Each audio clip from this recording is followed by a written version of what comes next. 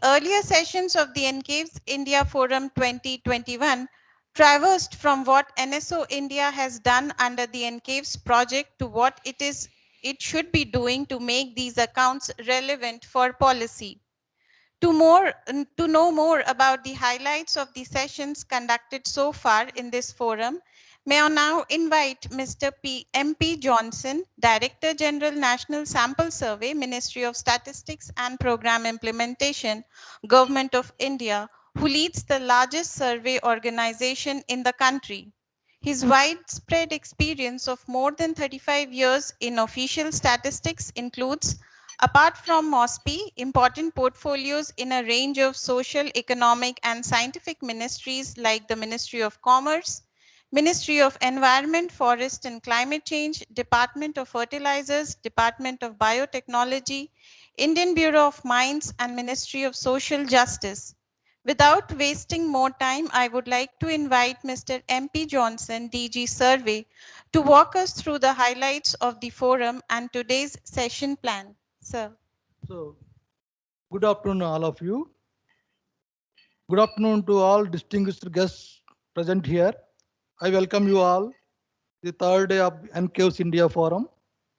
As you all may be aware that National Capital Accounting and Valuation of Ecosystem Service NCAVES project, which is funded by European Union, was launched in India in 2017 in collaboration with United Nations Statistics Division, United Nations Environment Program, and the Secretariat of the Convention of Biological Diversity GBD. In India, the NCAVES project has been implemented by the NSO in close association with the Ministry of Environment, Forest and Climate Change, National Remote Sensing Center, and other organizations. The NCAVES India Forum 2021 has had live sessions on June 14th, January 14th and 21st. Earlier of the day is the third, earlier and today is the third day of the event.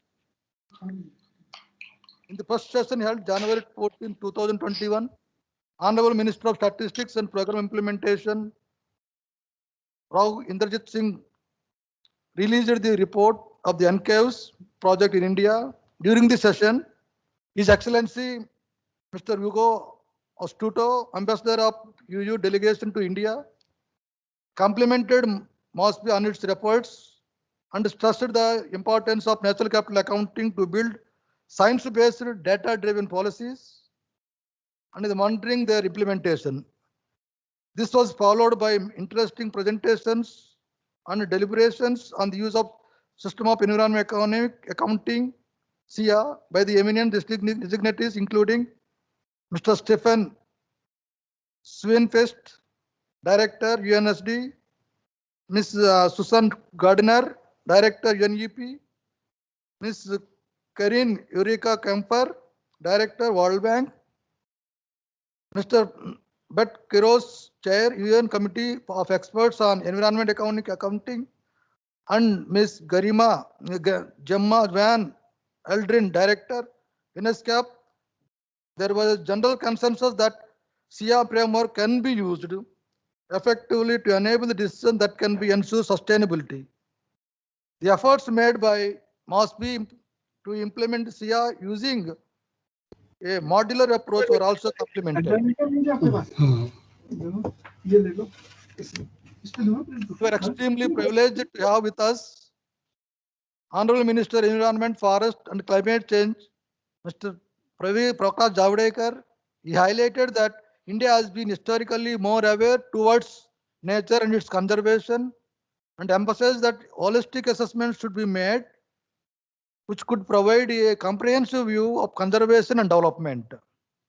We also heard to Ms. Inger Anderson, Executive Director, UNEP, Mr. Elliot Harris, Chief Economist of the United Nations, and Ms. Elizabeth Mrema, Executive Secretary, CBD, who recognized the efforts made by India in combating environmental crisis and complimented the ministry for taking steps in the right direction to save environment while also considering the development. We also heard Mr. Vlad Trushka of the United UN Framework Convention of Climate Change UNFCCC, Honorable Minister of Environment, Forest and Climate Change, Mr. Prakash Javadekar. He highlighted that India has been historically more aware towards nature and its conservation and emphasized that a holistic assessment should be made which could provide a comprehensive view of conservation and development.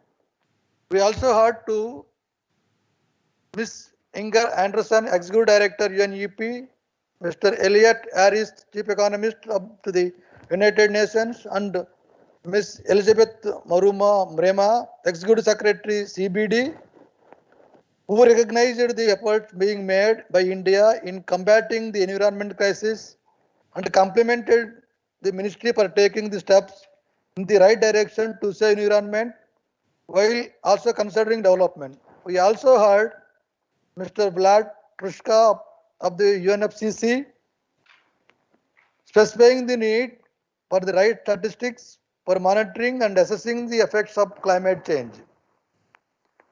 The use of environment account for policy was endorsed by Professor K. Vijayaraghavan, Principal Scientific Advisor Dr. Sanjay Sanyal, Principal Economic Advisor,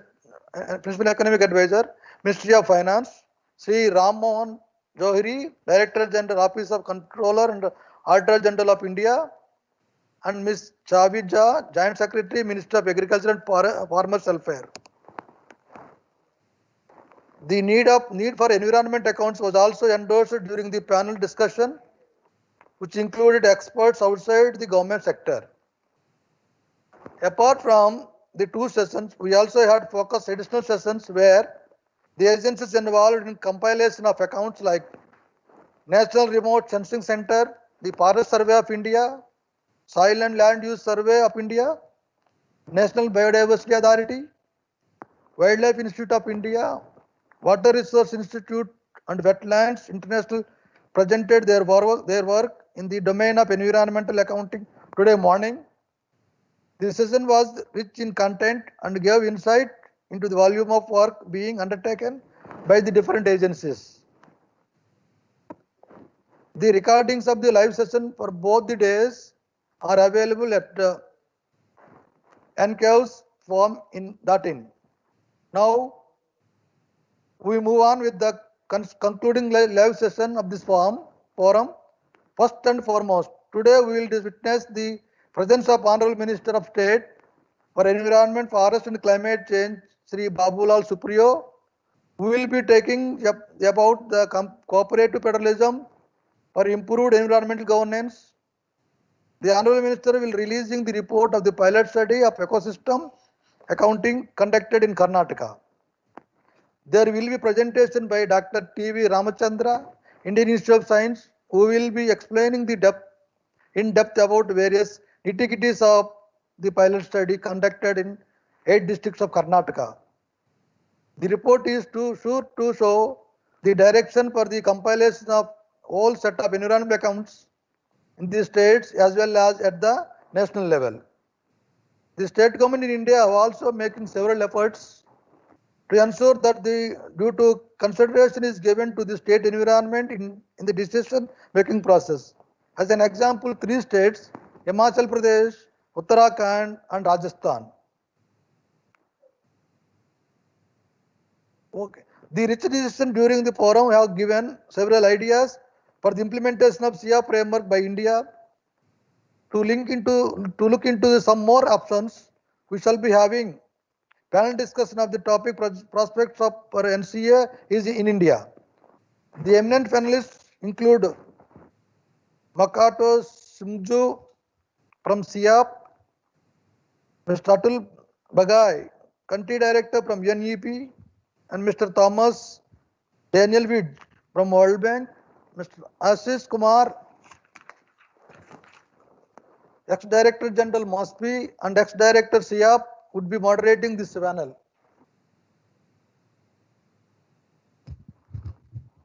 Thank you so much, sir, for your introduction to the session. Now we have the privilege to have with us Honorable Minister of State for Environment, Forest and Climate Change, Shri Babul Supriyo, a multi-talented personality. He has held several important portfolios in the Ministry of Urban Development, Housing and Urban Poverty Alleviation, Ministry of Heavy Industries and Public Enterprises. He had earlier released the CAG report on natural resource accounting. Ministry of Environment, Forest and Climate Change has been the prime source of statistics for the compilation of environment accounts. The timely response and the support received by the ministry is overwhelming. Apart from that, the ministry has also taken several initiatives for improving the environmental governance in the country. I request you, sir, to share your views on the role of state governments in the domain of environmental accounting and your opinion on how cooperative federalism can help guide environmental governance in India. Honorable Minister, sir. Now we have the privilege to have with us Honorable Minister of State for Environment, Forest and Climate Change, Shri Babul Supriyo. A multi-talented personality, Shri Babul Supriyo has held several important portfolios in the Ministry of Urban Development, Housing and Urban Poverty Alleviation, Ministry of Heavy Industries and Public Enterprises. He had earlier released the CAG report on natural resource accounting. Ministry of Environment, Forest and Climate Change has been the prime source of statistics for our compilation of environment accounts. I request you, sir, to kindly share your views on the role of state governments in the domain of environmental accounting and your opinion on how cooperative federalism can help guide environmental governance in India. Over to you, Minister, sir.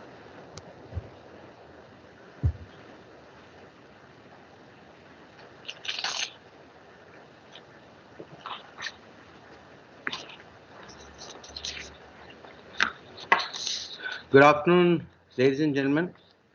First of all, my heartiest congratulations and appreciation to you for having organized this, this NCAVES India Forum today. I think in today's new normal, VCs have become a very integral part of our lives, and I think that VCs often sometimes people people don't reach meetings. They don't reach meetings for different reasons. People are absent from meetings or they couldn't make it to meetings.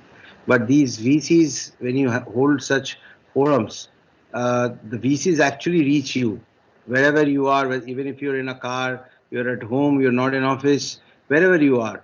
As long as your background is okay, you can still join in and be part of the discussion and enlightening yourself. So my heartiest congratulations to you for having done that. Uh, I would like to convey my regards and thank the dignitaries present today. Mr. Peter Johnson, who's the current Director General of NSS MOS PI, Dr. T.V. Ramchandra, former Indian Institute of Science, currently working as the coordinator of Energy and Wetlands Research Group, Additional Secretary MOEFCC, Mr. Ashish Kumar, who's the director of UN Statistical Institute of India and the Pacific, uh, Renata Desalian, Madam Renata Desalian, who's the UN Resident Coordinator, Humanitarian Coordinator, and UNDP Resident Representative, Mr. Makoto Shimizu, Officer in Charge in SIAP team, Mr. Atul Bagai, Head India, who is the India Country Head, UN Environment, and Mr. Thomas Danielwitz, he's a statistician in the World Bank's Development Data Group.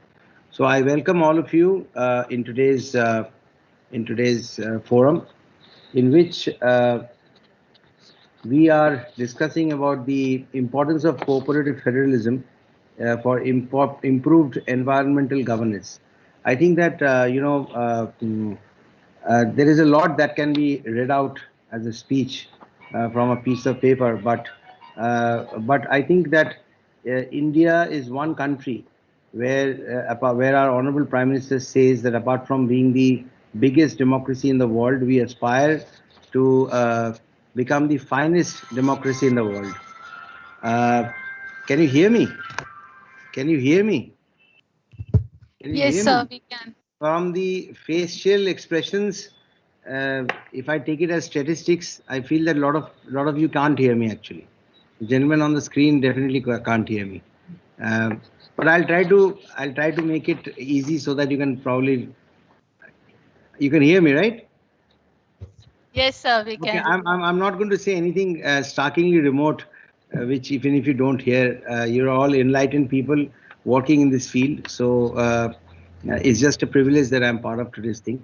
You know, India to be the finest democracy in the world, I think every day we need to understand the importance of cooperative federalism and how our constitution has actually defined cooperative federalism, and how it can influence and better the environmental governance, not only of the country but also in terms of taking part in the world's endeavor to make our planet a better place. There are a lot of details that has been discussed in the Paris Agreement, and under the leadership of our Honorable Prime Minister, India has played a key role in many spheres to ensure that we set certain benchmark and certain targets for ourselves, and not only make them achievable, but also work towards uh, all of these endeavors happening on the field, actually on ground zero, as we say. So I don't think there is any necessity to tell all of you who are experts in this in terms of what environmental governance is, but I will just read out, or whatever is there in front of my eyes in terms of the concept of environmental governance, uh, which advocates sustainability, which is the utmost requirement in the current scenario. It is almost impossible to visualize the implementation on environmental objectives without the participation of the states. Exactly.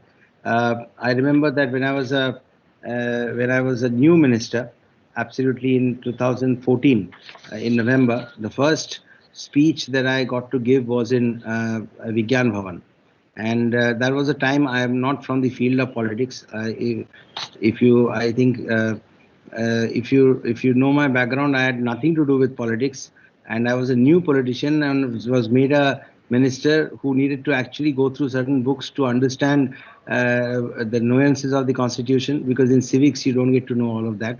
And in that particular program, I had, to my understanding, I had said that that cooperative federalism is like a three-tier train compartment. The train moves towards a particular destination. Everyone sitting in the train is very sure about the fact that the train starts from Howrah and it is definitely going to end in Delhi. It is not going to deviate and go somewhere else. The goal is very fixed. But the people inside sitting in the train is, if the upper berth is the central government, the middle berth are the state governments, and the lower berth is the urban local bodies or panchayats, the third pillar of the federal structure. And I had said then that no matter if you go and sleep and spend a lot of time in the evening on your upper berth, or if in trains you'll have to actually lift a lever to ensure that the middle berth is in place. They're not there, so you have to create that, and then you sleep in the middle berth. But during the day, you will definitely be at the mercy, or you'll have to all come down and sit in the lower berth and then talk or get friendly to each other so that you make your journey more enjoyable. But having said all of that, one thing is very sure, that all three of them, while they talk, they know that they're trying to reach a particular destination. The goal is fixed. And why the upper so-called the top layer, the central government and the state government, they need to actually get down and sit on the lower berth, which I had said is the urban local body level, is because the deliverables, what needs to be delivered to reach it to the doorsteps of the people, actually needs to be done by the people who are closer to the people, the officials who are closer to the people, and that is the urban local body or the panchayats. And therefore, urban local bodies or the panchayats, uh, as per our constitution and the way we work, they all work under the state government, under the guidelines set more or less by the state government. So corporate federalism in terms of environment, which is a very important term in today's world, I think that one of the only good things that COVID pandemic has probably, given as a solace to mankind is that the entire environment, a reset button has been pressed. The air is cleaner because factories didn't work. A lot of different things contributed towards giving human race, a chance to press that reset button. We are told that, I don't know, it is because of this area, but we are told that the huge hole that we had in the ozone layer, that has slowly that has come become much more smaller. So these things will definitely help our environment, and nothing can really happen if we don't work as a team. And that team in corporate federalism is that of the central government and the state governments. So there are several, schemes. The Ministry of Environment, Forest and Climate Change, we have taken up certain endeavors, certain schemes, and we are trying to implement that. Some of them are already in the implementation stages. The National River Conservation Program. Obviously, the river flows through all the states, and therefore, it's it's a very a huge responsibility for the states to ensure that the clean Ganga that originates from the north do not becomes Ramteri Ganga Maili when it tries to go and touch the ocean down under. Conservation of natural resources and ecosystems, the National Afforestation Program and Green India Mission, the National Coastal Management Program, the National Mission on Himalayan Studies under Climate Change Program under the central sector, and centrally sponsored schemes of Government of India. Now, centrally sponsored schemes are schemes which the center sponsors, but then again, the flag of federalism is going to fly high, and goals are going to be achieved only if the states contribute, wholeheartedly towards making the centrally sponsored schemes, or the central schemes, or the, I would say, the roadmap that has been fixed for the entire nation to walk this path of being a team towards the betterment of our planet. These schemes act as measures for conservation of environment and sustainable development of various ecosystems. It goes beyond saying. The ministry also monitors implementation of conventions related to environment. We had the UNCCD, United Nations Convention to Combat Desertification. Uh, we had the Convention of Biological Diversity, and we had the UN Framework Convention for Climate Change. The ministry is carrying out different varied enabling activities and other obligations that these conventions throw up as challenges to us as a country. And I think that in many ways, the federal structure probably makes our entire system not head heavy, but a system where the responsibilities are homogeneously spread during the entire in the entire administration and the people who work towards it. An important example of that is the compensatory afforestation fund management, which we in short known as CAMPA, which has been established for the monitoring, technical assistance, and evaluation of compensatory afforestation activities. That is a very important aspect, and I am proud to say that India is one of those 7, 8, 9 countries in which forest cover has actually increased. Uh, we have increased by about 2%. The density of the forest cover may have may be an area which we need to look at more closely, more responsibly. But I think that as a whole, Campa has been of great help to the states. A lot of funds have been given to the states just about a year back in terms of Campa, which was stuck for many years. And I would like to congratulate our ministry and everyone who worked towards making these funds available to the states. And we want the states to utilize these funds for undertaking compensatory afforestation, assisted natural regeneration, conservation and protection of forests, infrastructure development, wildlife conservation and protection. So, in a nutshell, infrastructure and conservation of environment, both of them need to walk hand in hand and should be in harmony. It has to be a symbiotic relationship and not a parasitic one. So that's exactly what we aspire, and I think in the federal structure, this our constitution says that the states and the center, we all stand, and the country can only thrive if all such relationships that are defined under the federal under the word federal are symbiotic relationships without any of them bringing any qualities of a parasite in there. So that's the message that I want to give, and I think that all of us together can definitely make, as we say, our motherland, the planet, a better place to live in. That's what I really want to say. And Ministry of Environment is one ministry which is always going to be there for you. Prakash Javadekar ji, my boss, Honorable Minister for Environment, Forest and Climate Change, he being a very senior minister, he wakes up at 4 o'clock in the morning, and I, coming from where I come with Bollywood connections, go to sleep at 4 o'clock, which makes our ministry a 24-hour working ministry. He sleeps at 4, I wake up at 4. So someone from the ministry, one of the ministers, is always going to be available. So on that note, I wish you all the very best, and thank you so much for making me a part of today's event. Thank you so much. Thank you, sir, for your enriching talk, emphasizing the fact that ministry has been working collaboratively with states and local governments to implement laws that protect environment. We are assured that when all the states work in unison for the betterment of the environment, India would be able to move much faster on the path of sustainable development. Before moving on to our next session, I request Director General Sir, Mr. MP Johnson Sir, to kindly make an announcement regarding the India EVL tool. Before I hand over the floor for am I audible? On the screen for you.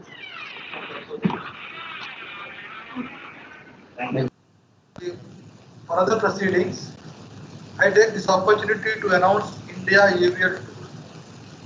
The tool essentially is lookup tool for environment values arising out of various studies conducted in the country by various agencies. The tool gives snapshot of the values of various ecosystem services, the different states of the country, based on the about 80 studies conducted across the country. An additional benefit of this tool is that it provides a critical view on the literature that is available and the applicability of estimates, especially across India according to biogeographical areas. I would like to conclude my speech with the request to all the researchers and institutions to contribute to increasing the coverage of the tool. Thanks to everyone and my best wishes. Thank you so much. Thank you, sir. Moving forward with our next session, we have Dr. T.V. Ramachandra from Indian Institute of Science with us, who would be sharing the highlights of the pilot study of the 8 districts of Karnataka conducted under the NCAVES India project. Dr. Ramachandra's areas of specialization include a wide variety of environmental related subjects such as renewable energy, integrated energy planning, conservation of terrestrial and aquatic ecosystems, biodiversity, ecology, hydrology linkages, and ecological modeling. I request Dr. Ramachandra to give a snapshot of his very elaborate work. Good evening to everyone. Now I will be presenting on the National Capital Accounting and Valuation of Ecosystem Services in Karnataka State. This project is funded by European Union and is being implemented in collaboration with the United Nations Environment Program and Ministry of Statistics and Program Implementation and Government of India. The objective of the study includes compiling the ecosystem extent and conditions for the Karnataka State, then the physical unit, the goods and services, and also the monetary values of the goods and services. Then the final objective is the scenario-based assessment of the policy for policy intervention. This study is implemented for the Karnataka state in India, which is located in southern India. The Karnataka state has 30 districts. For field data collection, we have chosen 10 districts based on agroclimatic zone.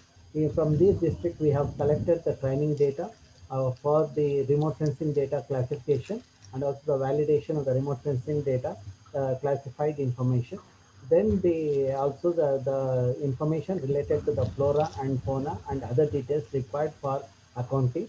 As far as the NCAVES project is concerned, we have followed the SIA, the experimental ecosystem accounting, the template, wherein the ecosystem extent, the records, the total area of each ecosystem, which has been done using the temporal remote sensing data.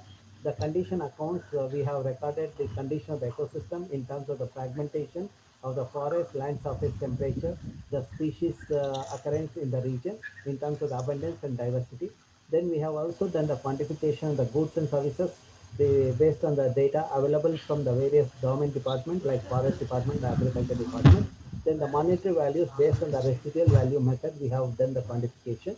Then the thematic accounts, we have chosen we have two high profile themes, ice and the carbon. We have generated the multiple resources rich regions in Karnataka based on the field data and also the data compiled from the various other sources. So coming to the ecosystem extent and dynamics, we have used the temporal remote sensing data. The earlier data were downloaded from the public domain, while the latest data pertaining to the 2019, which coincided with our field data collection, was procured from National Remote Sensing Center, Hyderabad. When we look at the analyzed data, it shows that during the 1985 to 2019, there has been a land use changes, which is evident from the evergreen forest, which was 7.4%, has come down to 5.68%. Similarly, if you look at the built up, which was 0.47% in 1985, has become there has been a 533% increase in the built up area in the state, and it is now about 3% in 2019. This is the transition across the various land use category. In 1985, 14,292 square kilometer was under evergreen forest. Today is about 10,017 square kilometer. This is the closing stock as on 2019. Similarly, if you look at the built up in the region, which was 904 during the 1985, that today it has increased to the 5,724. That means there has been an increase of 533% in the built up areas in the region because of the various infrastructure activities and also the building that has come up in the region. So this gives the transition across the various land use categories as per the NRSC the template. So here it shows the built up increase in 533%. Similarly, there's a decline of the forest cover to an extent of 29 to 56%. So then this detailed study was done in the 10 districts. I am presenting one of the districts which has a distinction of having the highest forest cover in the country, that is Uttar Kannada district. If you look at the temporal remote sensing data, the classified information, it shows that the evergreen forest, which was 67%, today is about 29%. So that the transition is quite evident in the region, which is also evident from this table, which shows that the evergreen forest, which is about the 36,000 hectare, the square kilometer, has come down to there has been a reduction in the evergreen forest, the to 33,000 hectares. So then the condition account, when we look at it, we have analyzed we have used the abiotic ecosystem characteristic, biotic ecosystem characteristic, and also landscape characteristics. So coming to the abiotic characteristics, we have done the forest fragmentation and land surface temperature. Forest fragmentation has been computed using the metrics PF and PFF using the land use data for the period 1985 to 2019, wherein we could identify the interior area and the interior forest to the various levels of the fragmented forest, like a patch, transitional, edge, perforated forest. The interior forest, which was about 16% in 1985, has come down to 5.9%. Similarly, there has been an increase in the patch forest, which is at 0.65% in 1985, has increased to 1.48%. So that is quite evident. That shows that there is a degradation of the forest in the state. This has impacted the land surface temperature. We can see that the temperature in 2006, which was the maximum temperature in the hot, dry, semi-arid region, which was the 41 degrees Celsius, has increased to 48 degrees in 2018. This has been land surface temperature computation is done using the thermal data available from the remote sensing sensor. So then we have computed the biotic component, the vegetation structure here in terms of the AGB, above ground biomass, as well as the below ground biomass across the three time period, 1985 to 2005 to 2019. Then we have done the abiotic parameter, wherein we have tried to compute the soil health. We have considered both the macronutrient and micronutrients. These are available for the entire state. The detailed data is available at 1,46,000 the locations at the block level, which we have compiled from the various the district, the agriculture department offices, and we have generated a composite matrix based on those macro and micronutrients, which indicate the soil health in the state. The the red one are the region where the health of the soil is very good, while the green one are the medium, and the blue one are the low quality this one. And similarly, we have also computed the organic the carbon in the soil, which also indicates the condition of soil in the state. Then we have done the biotic another parameter, the composition state characteristics based on the species based indicators, wherein we have computed the data related to the flora and fauna. From 10 districts, we have done the detailed field investigation, while the other districts, where we have not done the field investigation, we compile the information from the published literature. This gives the Shannon diversity and also the associated the weights for that. Similarly, the fauna, we have done the distribution, gives the endemic as well as the IUCN classification, and we have generated a natural resource rich region in the state based on the aggregation of these parameters like land, ecology, energy, geoclimatic, social variables. So each of the variables at the grid level have been assigned the weight based on their occurrence. So for example, if the forest cover is more than 80%, the weight of 10 is given for the grid. Similarly, other variables, the ranking is done based on the condition of the in that respective grid. The aggregation of this helped us in the dividing the state into four zones: natural resource rich regions, one which has a very good resources compared to our NRRZ4, which has the lower the resources in the region. It is because of the degradation of the landscape. Now, then the third objective is compiling the ecosystem services, goods and services in physical units. As far as the forest, the resources are concerned, there are 13 circles in the state.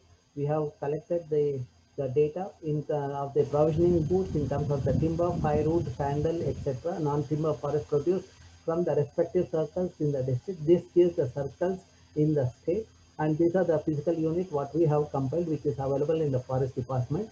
This gives the distribution of the provisioning goods in terms of the timber, bamboo, cane, and teak.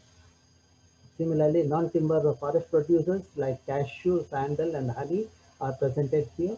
Then we have done the accounting for the provisioning, regulating, and cultural services, where the provision services we have used the residual method, and aggregation of this gives the TESP, total ecosystem services value, or the GEP. Now, as far as the GEP is concerned, we all are aware of GDP, while the GEP accounts is based on the natural capital accounting, which is the aggregated value of the final ecosystem goods and services supplied annually to people in a given region, such as a state or a district. We are trying to compute this for the Karnataka state at the district level. So now let us look at the valuation done for the agriculture goods and the services. The goods were compiled from the agriculture department at taluk level. So then we also did the field the data collection through the interviewing the farmers in the various districts or the 10 districts in the state. Based on that, provisioning services were quantified, and both in terms of the physical and monetary value. Then we compiled the regulating and cultural services. These are based on the published literature in India, and wherever it is missing in India, that we have compared from the global literature. So this gives in terms of the physical units, stock in the state, the paddy, maize, rover. These are the average value based on the 4 years the production values for each district or a taluk. So this gives for the other cereals. Then the pulses in the state. So this gives the other pulses in the state. The aggregating this based on the market minimum support price minus the production cost, we have tried to do the valuation with the data analysis is in progress. Similarly, the regulating services, we have done the quantification. So the provisioning services is based on the MSP and cost, and this gives the share of the agriculture based on the MSP in the GDP in the various districts in the Karnataka state. So this gives aggregated value in terms of the food, fodder, wood, and the total the processing goods. So then we have looked at the regulating ecosystem services, which is based on the biophysical modeling, and also the valuation using non-market pricing technique and benefit transfer in absence of data. So to allow the modeling, we have done that. These are the various literatures we are referring. So similarly, the cultural ecosystem services, the values are based on the field investigation and also on the earlier studies. And we have also used the benefit transfer using the studies in India, supplemented by global studies. So the fourth component is the modeling the landscape dynamics. Here we have tried to look at what are the kinds of the transition by the time 2033. We have carried out this modeling using the hybrid fuzzy analytical hierarchical process, AHP based spatial Markov chain, cellular automata, and a fuzzy HVNCA technique using a temporal remote sensing data. We have done the analysis of the remote sensing data for the period 1985 to 2019.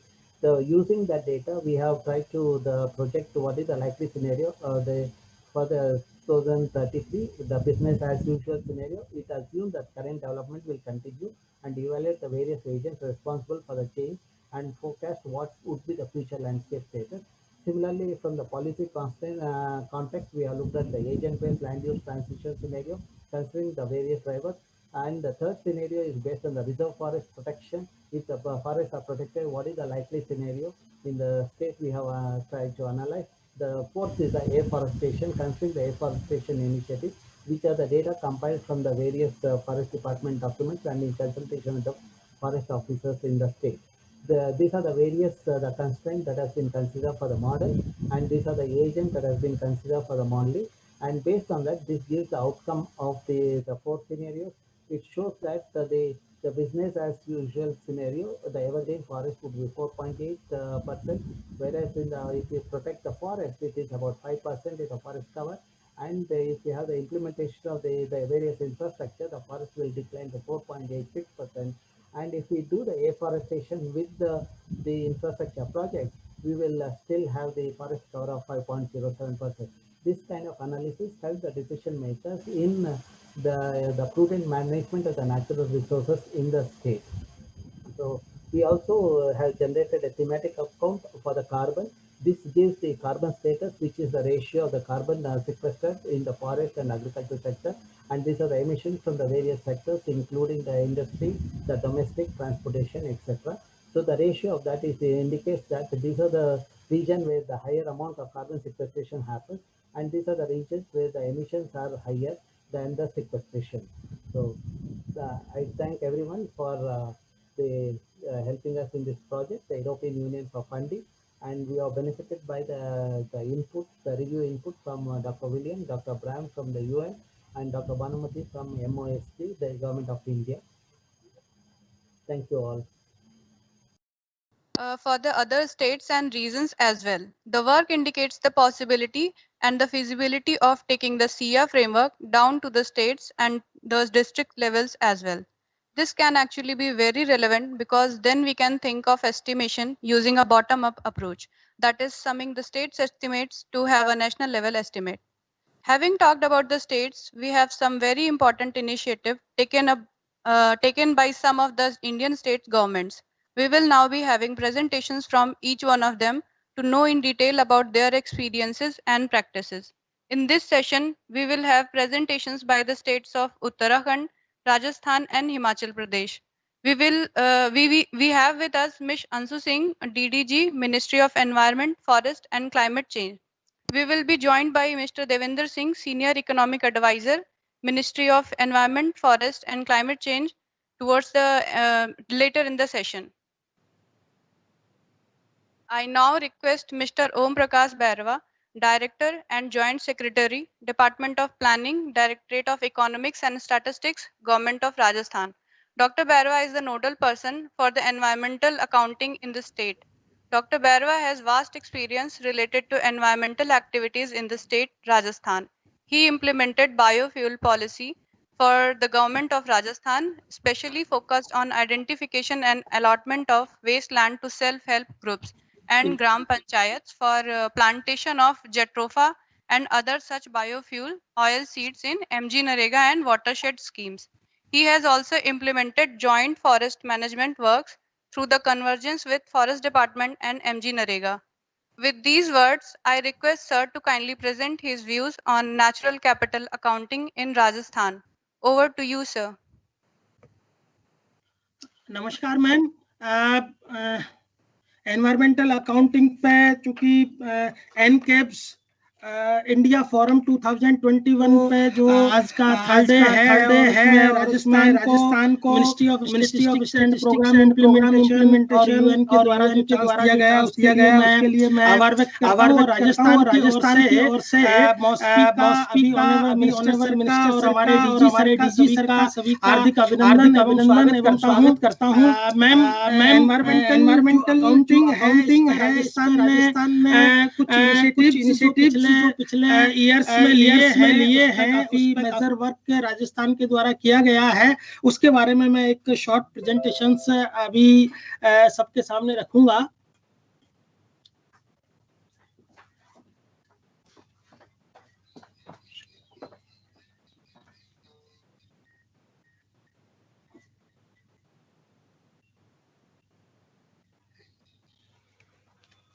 Rajasthan में 33 districts हैं और 7 administrative divisions हैं।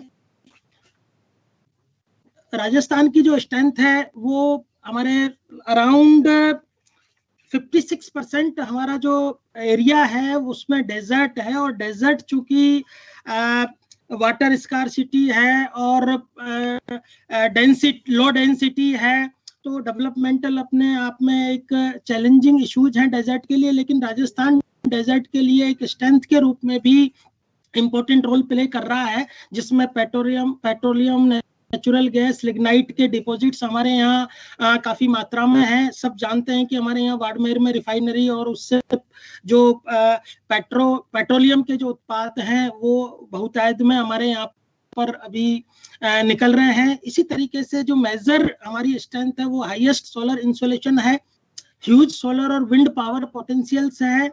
जो total national forest है हमारा उसका लगभग 4% के करीब राजस्थान कवर करता है। अभी ऑनरेबल मिनिस्टर सर ने भी जो हमारी इंटर स्टेट रिवर्स हैं जिनको क्लीन करने के लिए काफी अभी आवश्यकता बताई थी, जिसमें राजस्थान में भी चंबल, तापी और लूनी 3 नदी ऐसी हैं जो हमारी इंटर स्टेट जिनका बड़ी नदियां हैं, मेजर नदियां हैं जिनका फ्लो है हमारे यहाँ राजस्थान में होकर।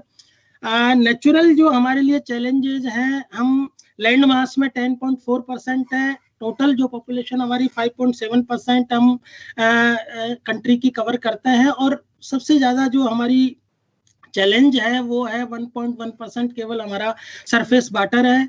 लार्ज डेजर्ट है, हिली टेरियन है, लो रेनफॉल है।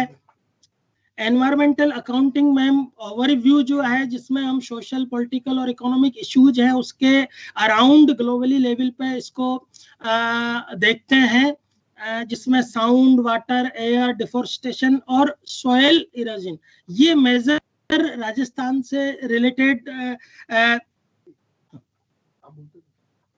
राजस्थान इससे रिलेटेड और डेवलपिंग कंट्रीज के लिए केवल एनवायरमेंटल अकाउंटिंग के साथ साथ जो इकोनॉमी है उसको बूस्टअप करने के लिए भी उस पर फोकस करने की जो है वो आवश्यकता रहती है।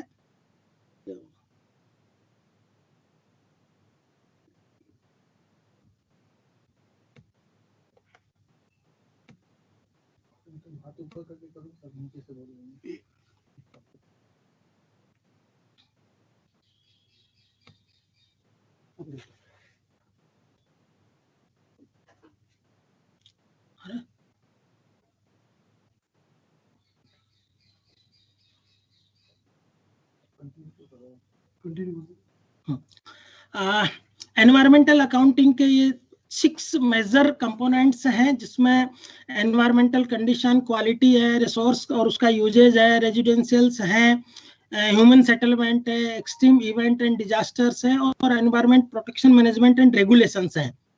अकाउंटिंग के जो फंक्शनल हैं दीज आर काफी, इस पे चर्चा ऑलरेडी हो चुकी है, क्योंकि ग्रीन जीडीपी में भी मॉस्पी लेवल पे और स्टेट लेवल पे भी कुछ थॉट प्रोसेस अभी चालू हुआ है, लेकिन आगे भी और काम इस पे किए जाने की अभी काफी आवश्यकता है।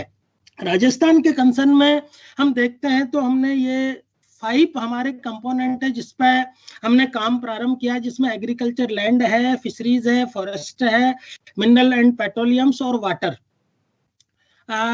राजस्थान ने एनवायरमेंटल अकाउंटिंग में 1983 में डिपार्टमेंट ऑफ एनवायरमेंटल का एस्टेब्लिशमेंट किया। उसके बाद राजस्थान एनवायरमेंटल पॉलिसी हम लेकर आए, जिसमें climate change agenda for Rajasthan CCAR पे काम चालू किया, और विशेष रूप से राजस्थान एनवायरमेंटल मिशन के रूप में हमने कुछ इश्यूज को इमर्ज किया। राजस्थान का एक्शन प्लान और क्लाइमेट चेंज पे 2010 में काम प्रारंभ किया, और अभी लेटेस्ट हमारे ऑनरेबल मुख्यमंत्री जी के इनिशिएशन पर हमने 2019 में एक directorate of environment and climate change establish किया है। एनवायरनमेंट से रिलेटेड हम चूंकि लैंड पे और जेट्रोफा पे और वेस्टलैंड पे हमने काम प्रारंभ किया है। राजस्थान में तो 2007 में हमने बायोफ्यूल अथॉरिटी का गठन किया, उसके रेगुलेटरी हमने बनाए हैं। इस तरीके से ये लगभग हमने 15-20 हमारे ऐसे रूल्स, रेगुलेशंस और नोटिफिकेशंस हैं जो डिफरेंट सेक्टर्स जो को कवर करते हैं, चाहे वो वाटर है, एयर है, एनवायरमेंटल इम्पैक्ट है, हमारा जो अरावली जो एरिया है राजस्थान में मेजर, उसके लिए है, फ्लाई एश के लिए है, बायोडाइवर्सिटी के लिए है, सॉलिड वेस्ट मैनेजमेंट के लिए है, बायोमेडिकल वेस्ट मैनेजमेंट के लिए है, प्लास्टिक वेस्ट मैनेजमेंट के लिए है, ई वेस्ट मैनेजमेंट के लिए है, कंस्ट्रक्शन एक्टिविटीज के लिए है। उनके लिए हमने इस तरीके के रेगुलेशंस के माध्यम से उसको सेव करने के लिए एक्टिविटी हमारी रहे, लेकिन वो सेव्ड मैनर में हो, और उनके लिए कोई रूल्स, रेगुलेशंस और इंस्ट्रक्शंस स्टेट गवर्नमेंट की तरफ से रहे। एनवायरमेंट को एनवायरमेंट एक्टिविटीज को प्रमोट करने के लिए हमने वेस्टोइंग राजीव गांधी पर्यावरण संरक्षण पुरस्कार जो है उसकी प्रारंभ किया है, जो हम वर्ल्ड एनवायरमेंट डे पे 3 तरीके के पुरस्कार हम इसमें मैम देते हैं, जिसमें इंडिविजुअल्स को, इंस्टीट्यूशंस को और ऑर्गेनाइजेशंस को हम इसमें पुरस्कार एवरी ईयर यहाँ देते हैं, ताकि एनवायरनमेंट को प्रमोट करने के लिए जो इंस्टीट्यूशंस काम कर रहे हैं, जो लोग काम कर रहे हैं, ऑर्गेनाइजेशंस काम कर रहे हैं, उनको इसमें मोटिवेशन मिले। ये 7 हमारे की एरियाज हैं जिन पे हमने काम प्रारंभ किया है। वाटर रिसोर्स है, एग्रीकल्चर एनिमल हस्बेंड्री है, फॉरेस्ट्री, बायोडाइवर्सिटी है, ह्यूमन हेल्थ है, enhanced energy efficiency and solar energy, क्योंकि सोलर पे हमारा राजस्थान की पोटेंशियलिटी काफी अच्छी है, अर्बन गवर्नेंस है, सस्टेनेबल हैबिटेट्स है, और strategic knowledge for climate change. अभी जो एक्टिविटीज जिन पे मैं थोड़ा फोकस करना चाहूंगा, जो राजस्थान के स्पेसिफिक कंसर्न में ही है, बायोफ्यूल जो है हमारा, फोसिल फ्यूल से हम डाइवर्ट, हमने बायोफ्यूल को किस तरीके से प्रमोट किया है उस पर थोड़ा अपनी बात रखूंगा, सोलर एनर्जी पे रखूंगा, विंड एनर्जी पे, फॉरेस्ट्री, वाटर रिसोर्स और रेनफॉल, क्योंकि ये ऐसे एक्टिविटीज हैं जो हमारे राजस्थान के जो क्लाइमेट है, राजस्थान की जो पोटेंशियलिटी है, राजस्थान के जो चैलेंजेस हैं उसको कवर करती हैं। उसके इर्द गिर्द इन एक्टिविटीज के से उनको कवर किया जा सकता है। हमने 2007 में बायोफ्यूल मिशन बनाया, बायोफ्यूल का एक इंडिपेंडेंट प्राधिकरण का हमने गठन किया, जिसमें हम biofuel sir ji sir we are running short of time, अगर आप थोड़ा सा उसको ब्रीफ में कर दें। जी जी जी जी थैंक यू। बायोफ्यूल पे मैं जो ट्री वॉर्न सीड्स है, बायोफ्यूल और करंज, चूंकि हमारे जो वेस्टलैंड है वो राजस्थान में ज्योग्राफिकल एरिया के हिसाब से काफी है, तो उसको हमने प्रमोट करने के लिए, जिसमें गवर्नमेंट ने अपना पॉलिसी इंटरवेंशन किया कि जो बायोडीजल है उसको 100% हमने एग्जेम्प्ट किया टैक्स से, वेट से हमने उसको एग्जेम्प्ट किया हुआ है, ताकि उसको वो प्रमोट हो, और ऐसी यूनिटें हमारे यहाँ लगे जो बायोडीजल को प्रमोट करें। और जो जॉइंट फॉरेस्ट मैनेजमेंट कमेटीज हैं, उन कमेटीज को हमने प्रमोट किया। कुल मिलाकर हमने मोर देन 40,000 हेक्टेयर वेस्टलैंड को 12 जिलों में डेवलप किया है और लगभग 3.5 लाख के करीब हेक्टेयर हमने जॉइंट फॉरेस्ट मैनेजमेंट कमेटीज के माध्यम से हमने मैनेज किया है, जो काफी एक मेजर क्वांटम हेक्टेयर्स को डेवलप करने की दिशा में राजस्थान का एक कदम है।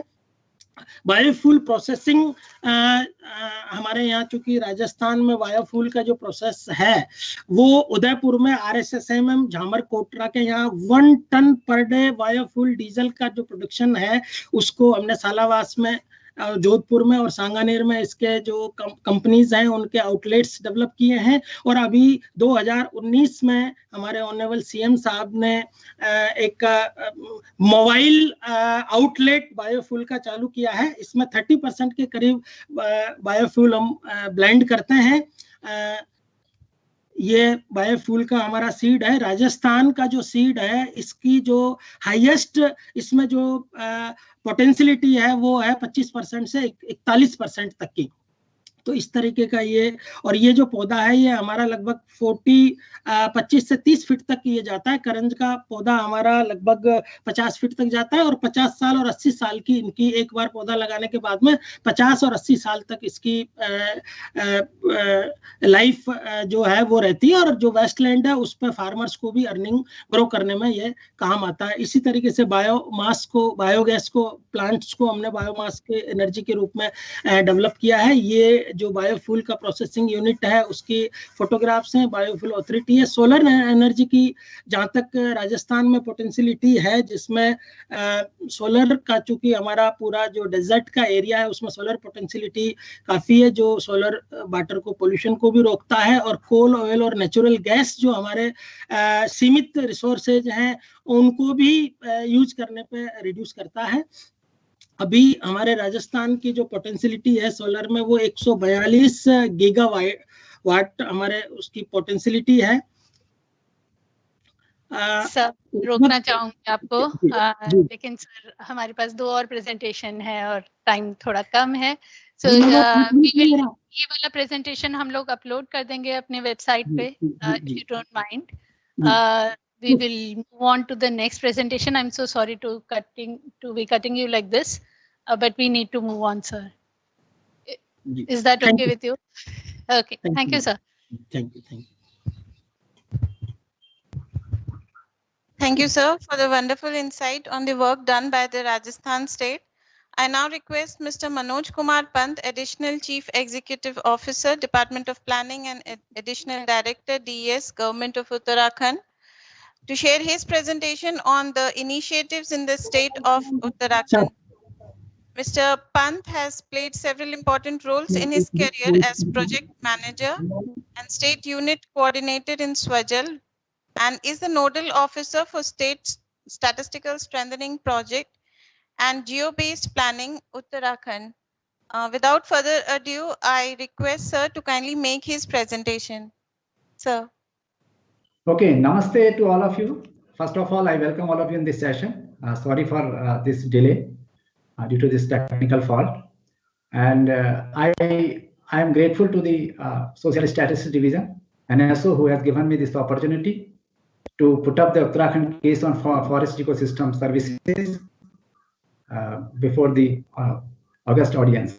Thank you, SSG. Thank you very much. So as far as Uttarakhand is concerned, yes, please. It has a great legacy of forest protection and conservation. We all have heard about the Chipko movement, which was started in Uttarakhand during 1970s. It was a people's movement for protecting the forest, for conserving the forest, for managing the forest. Still, people are committed to protecting and conserving their forest through their forest panchayat. Forest panchayat is one of the unique model entire the country in our state, in Uttarakhand. Since 1921, more than 10,000 panchayats are existing in the state. Even though the economic benefits are minimal, but still committed, people are committed to uphold the legacy and the culture of this unique system of forest panchayat. So this is the beauty of, this is the legacy of the Uttarakhand as far as the forest conservation and forest management is concerned. On that line, I would like to talk about the work, what we have done in forest resource accounting in Uttarakhand, what is the methodology, from where we got data, and what are the results. On this, in the similar way, we have also constructed the Sustainable Environmental Performance Index. It is one of the effective measures to measure the environmental performance. As you all know, that right now the SDGs planning, implementation, and monitoring are doing by different countries, different states, and they are also developing some indices. Even the Niti Aayog has also released 2 reports on SDGs, and our state has also released district-wise SDG index. And we know environmental sustainability is one of the core component of SDGs. So therefore, the time has come when we have to think about the measurement of the environmental performance. In view of that, we have developed this SEPI. So I would also like to share the methodology and result of SEPI, how we developed it, and would also share some points on gross environmental product. Actually, we are interested to do more work on natural resource accounting.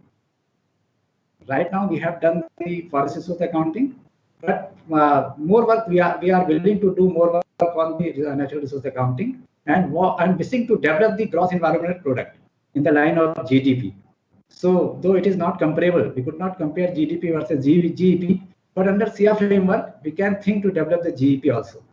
So, I would also like to shed light on its framework, what we are thinking, and this type of framework we have developed. As far as Uttarakhand economy is concerned, so just you can see, we are a small state. We have 13 districts, having around 54,000 square kilometer area.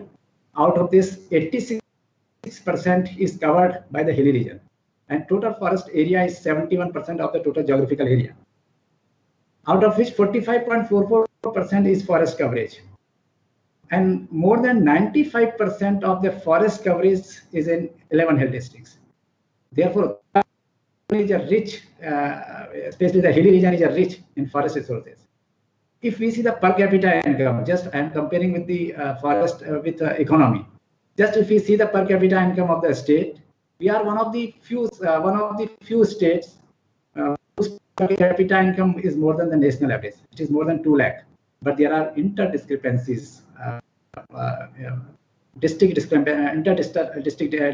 discrepancies are there, particularly in the economy, as far as economy is concerned.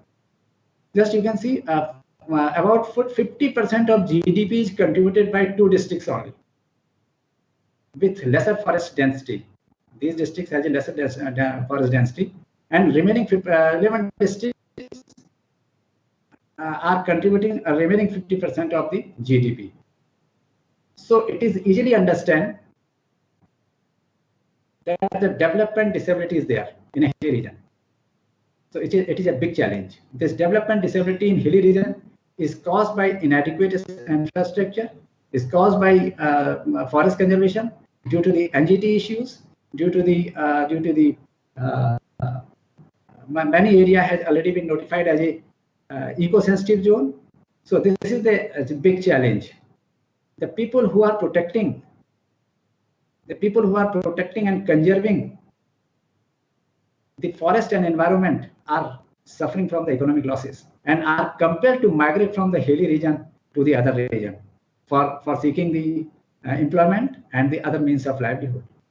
Somehow people are losing the opportunity cost actually, because they are protecting the forest. They can do a lot of work on that area, but they are losing the opportunity cost. So the development disability made us realize to see that how much ecosystem services our forests are generating. Then we conduct this study, and we awarded this study to Indian Institute of Forest Management. One of the Professor Madhu was the lead, CC lead this study, and completed in 2019. After deliberation with a lot of stakeholders, a lot of departments, forest department, water and sanitation departments, tourism department, agriculture department. So we think it is a support for policy planning also. So if we see the forest contribution in the traditional GDP, it is between 1.3 to 2% over the period of time. Right now, 1.39 as far as of 2019-20 estimates is concerned, which is very low in comparison to the forest resources. So now the time has come when we have to come forward for valuation of natural resources. So now I want to share, next please. Now I want to share the methodology, data sources, and result of this pilot study. Okay, next. Next, please.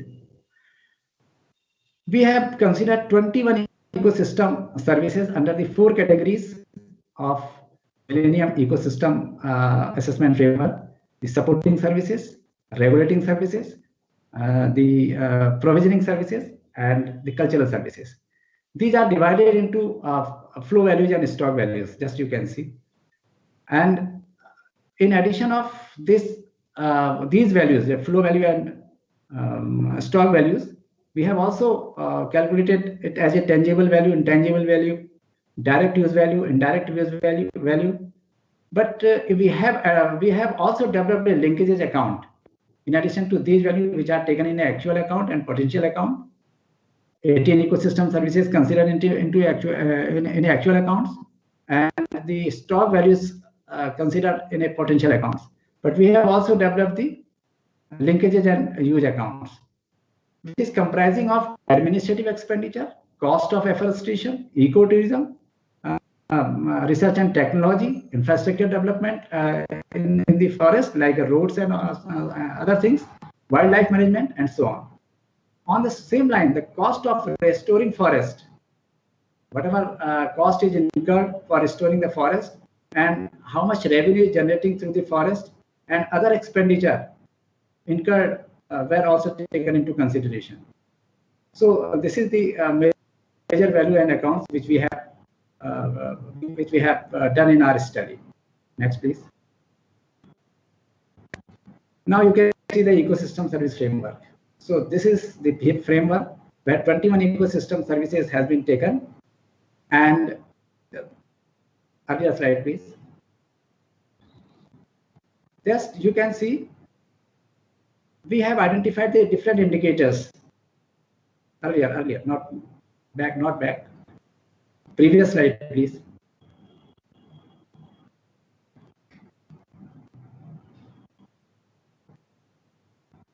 We have identified different indicators for particular ecosystem services. Like for a timber, the biomass is one of the indicator.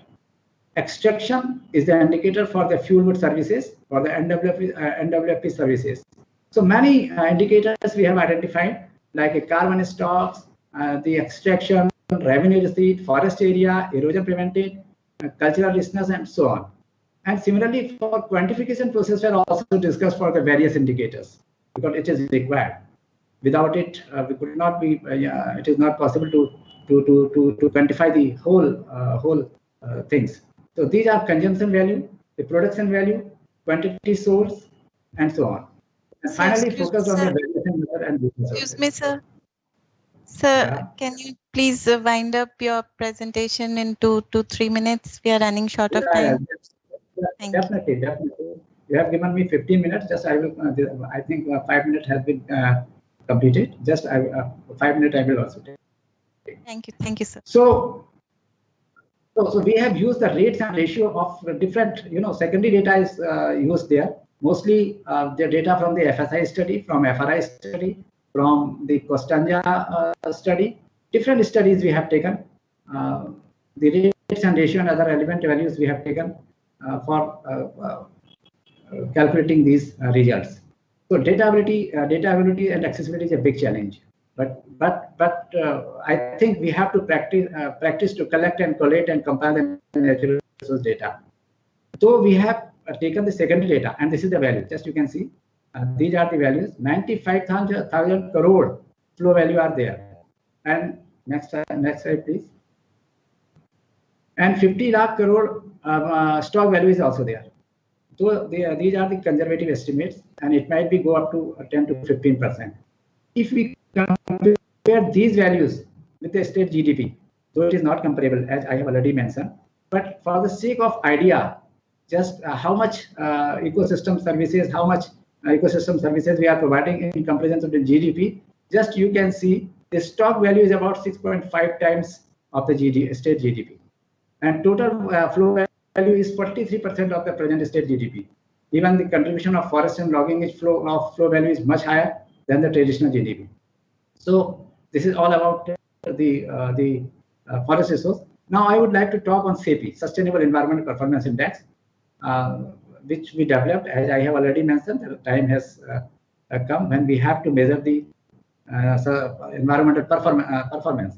So 8 major sectors we have taken: the forest and biodiversity, water sanitation, energy, under which the NPK consumption and pesticides used, and such type of indicators we have.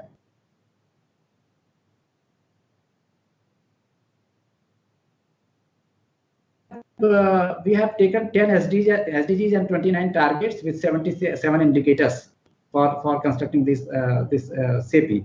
So this is the unique thing which we have developed to construct this SEPI. And for identifying the indicators, the DIPSR framework we have used, and for assigning the weights, an analytic hierarchy process we have used. This is a group convergence methods, and now we normalize the indicators. And finally, we got the result. Next, please. So this is the weights. The first 26% weights was assigned to the forest and biodiversity, and followed by the human and health and energy and so on. And these weights has also divided into the indicators weights.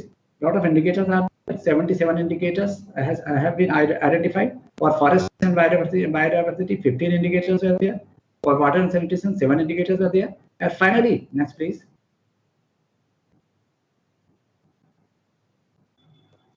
This is the result. So just you can see the Sustainable Environmental Performance Index in 2016 is 97.05.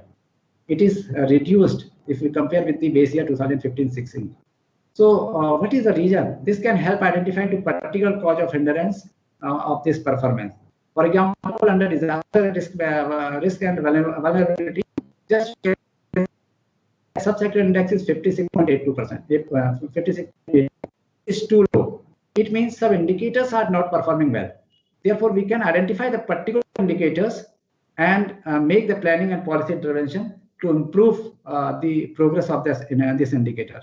So I think this is the best tool for decision making and monitoring. And NSO should, I request to NSO should come forward for constructing such type of indicator sub-national wise. So finally, I want to share the GEP framework. It is nothing. It is just we are planning to do more work, as I have already mentioned. Right now we have done this forest resource accounting. Now we are planning to do more on biodiversity side, the land account we want to make, water, glaciers, energy, such type of all the natural resources we are willing to do more work on it. And we welcome to research institutions, national and international agencies, individual experts to provide the technical support to us for this venture. So thank you very much. Looking forward a step ahead towards valuation of ecosystem services. Thank you very much.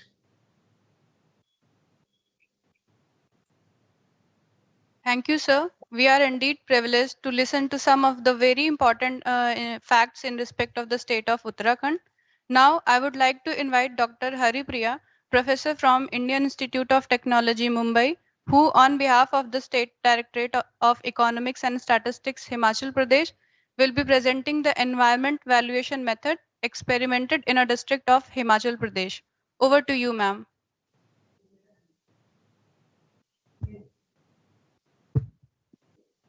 Sorry, am I audible? Thank you very much for this. Yes, ma'am. Can you see my screen? Yes, ma'am. Okay, yeah, thanks so much. I'm here presenting the natural capital accounting experience from the state of Himachal Pradesh. I'm doing this presentation on behalf of the government of Himachal Pradesh. Now, we all know where Himachal is, and Himachal has been at the forefront in the natural resources accounting. And it has got immense health of natural resources and biodiversity. And we all know that it's the most ecologically fragile areas of India. Forest actually legally comprises 66% of the geographical area, but given that it is a hilly state, we need to understand that the two-dimensional area and the three-dimensional area are vastly different. That's what I showed here. And the state contributes not only to sustain the life support systems of local economy, but they also contribute to the national economy. The state depends directly or indirectly on the forest goods and services. That's basically the reason why Himachal has to be doing the natural resources accounting. If you look at the growth performance of the Himachal, if you just see the Himachal economy has been doing extremely good. The GDP has been growing and on an average at 6% and per annum. Now, the question here is that growth sustainable or is that coming at the cost of the environment? Because Himachal has got a lot to lose if it doesn't manage its natural resources well. So we identified the priorities and challenges faced by the Himachal Pradesh. The challenge of Himachal Pradesh is to utilize its unique resource endorsement, for example, the hydropower, which can be extremely environmentally damaging, but at the same time, also like promote economic, social development and poverty eradication through the ecotourism and maintain the ecological balance because it has got rich natural resource space. So we need to understand that hydropower cannot ignore the source management of water resources, and any reduction in water flow would have high environmental footprint and then leads to conversion of dams and infrastructure. And then the tourism sector is also dominated by nature tourism, and so it also has high environmental footprint, and destruction could also impact the economy. And the ecological balance would also be disturbed because 60% of the area is in the forest and climate change can be a potential threat.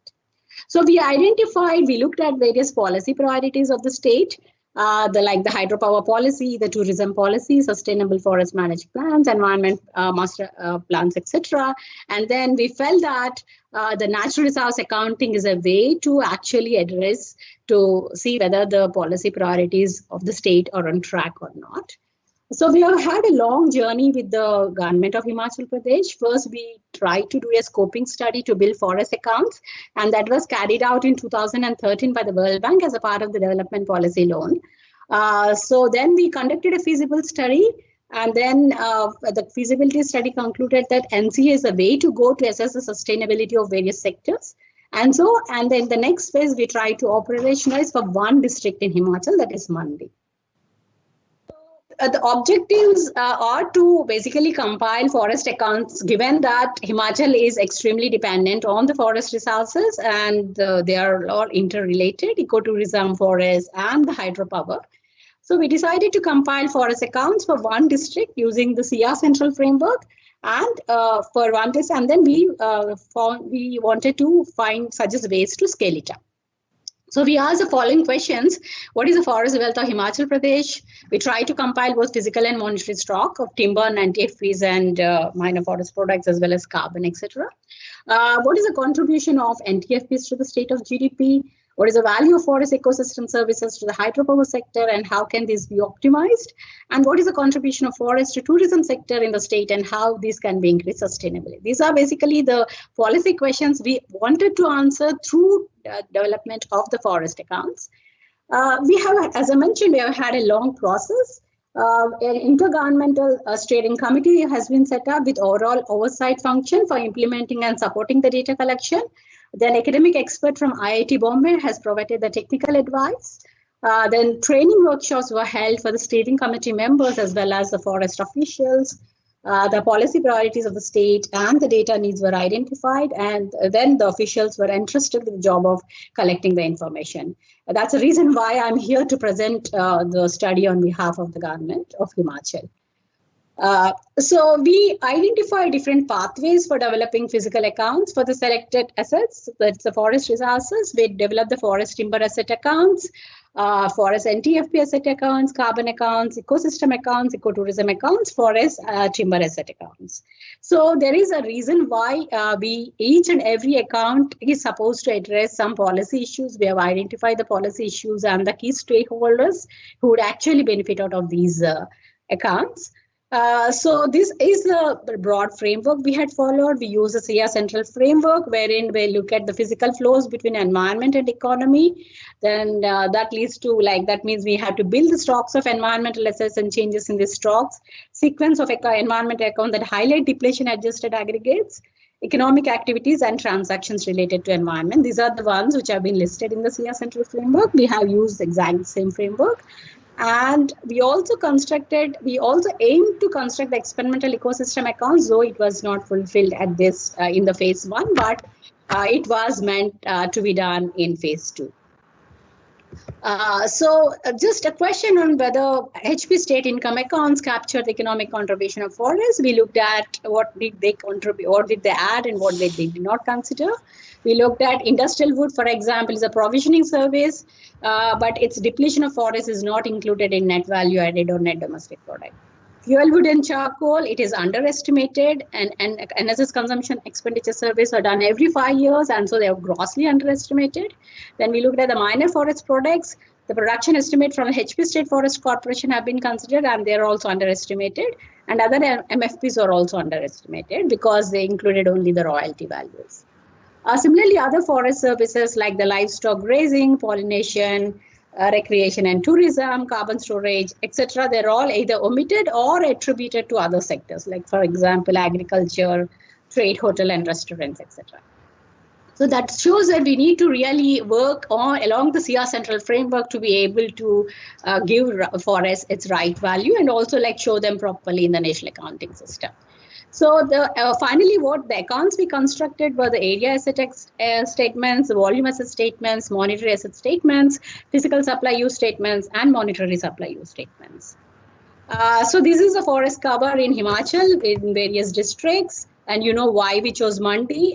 Mandi is not only because it's rich in forest cover, but also because of other reasons regarding the recorded forest area and the other aspects, legal aspects.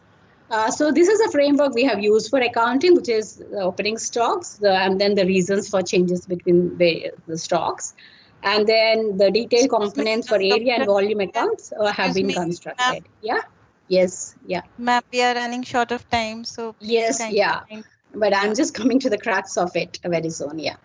So these are the physical area accounts for forest resources. So we constructed these for various divisions. Similarly, we have constructed the volume accounts for 2007 and 13 for various divisions of Mandi. Then if we just look at the valuation, there is a lot of difference between the royalty values and the actual sales realized for various important species. So we identified what are these differences for various species, which has to be rightly accounted for. And then, as I mentioned, because NTFPs are grossly undervalued, we surveyed around 120 villages and we collected data around 5,146 households in Mandi districts. And then, so we found 79% of the households collected some forest products from the wild. And so 50% of the income of these households are involved in the collection coming from the fuel wood and NTFPs. So we identify the purpose and source of collection of the most important forest products in the surveyed villages. And we looked at how much is the quantity collected and how much of that is used for self-consumption. So what is the subsistence value of products per hectare per year in Mandi is, again, we estimated so that we can adjust the national accounts. And then using this information for the timber and NTFPs, we have developed monetary asset accounts of timber using net price method, as well as using the net present value method. So in addition, we, as I mentioned, our main is to initial accounting system primarily looks at constructing this physical supply use tables. So we constructed the physical supply use tables for Mandi district. We have the supply tables. You can see the total supply and output by industries, where are that's and the type of product which is supplied. So we have got these detailed accounts. And we also constructed the use table. This is the supply table and this is the use table. So we have got household consumption, how much is the intermediate use, how much is the capital formation, how much of it is exported, etc. So we have the total use tables, which have been monetarized. So this is monetary supply use table for NTFPs. And that's how we came up with some value of the total NTFP supply and use. And then we tried to adjust that within the national accounting system. But then I'm not showing that values over here because that involved a little bit more exercise. Yes, the key lessons learned is that, yes, there are several data limitations which if improved can lead to better estimates. Like there are several issues to be resolved, like trees out of forest volume estimates, which includes greenwash areas. Then we also need to have more district level estimates. There's substantial under-reporting of the value of fuel wood and NTFPs. Then we also need to understand there are trade-offs between NTFP value and the timber values. The importance of developing the supply use tables for accurate adjustments with the national accounting aggregates is required and is possible, is what our experience had showed.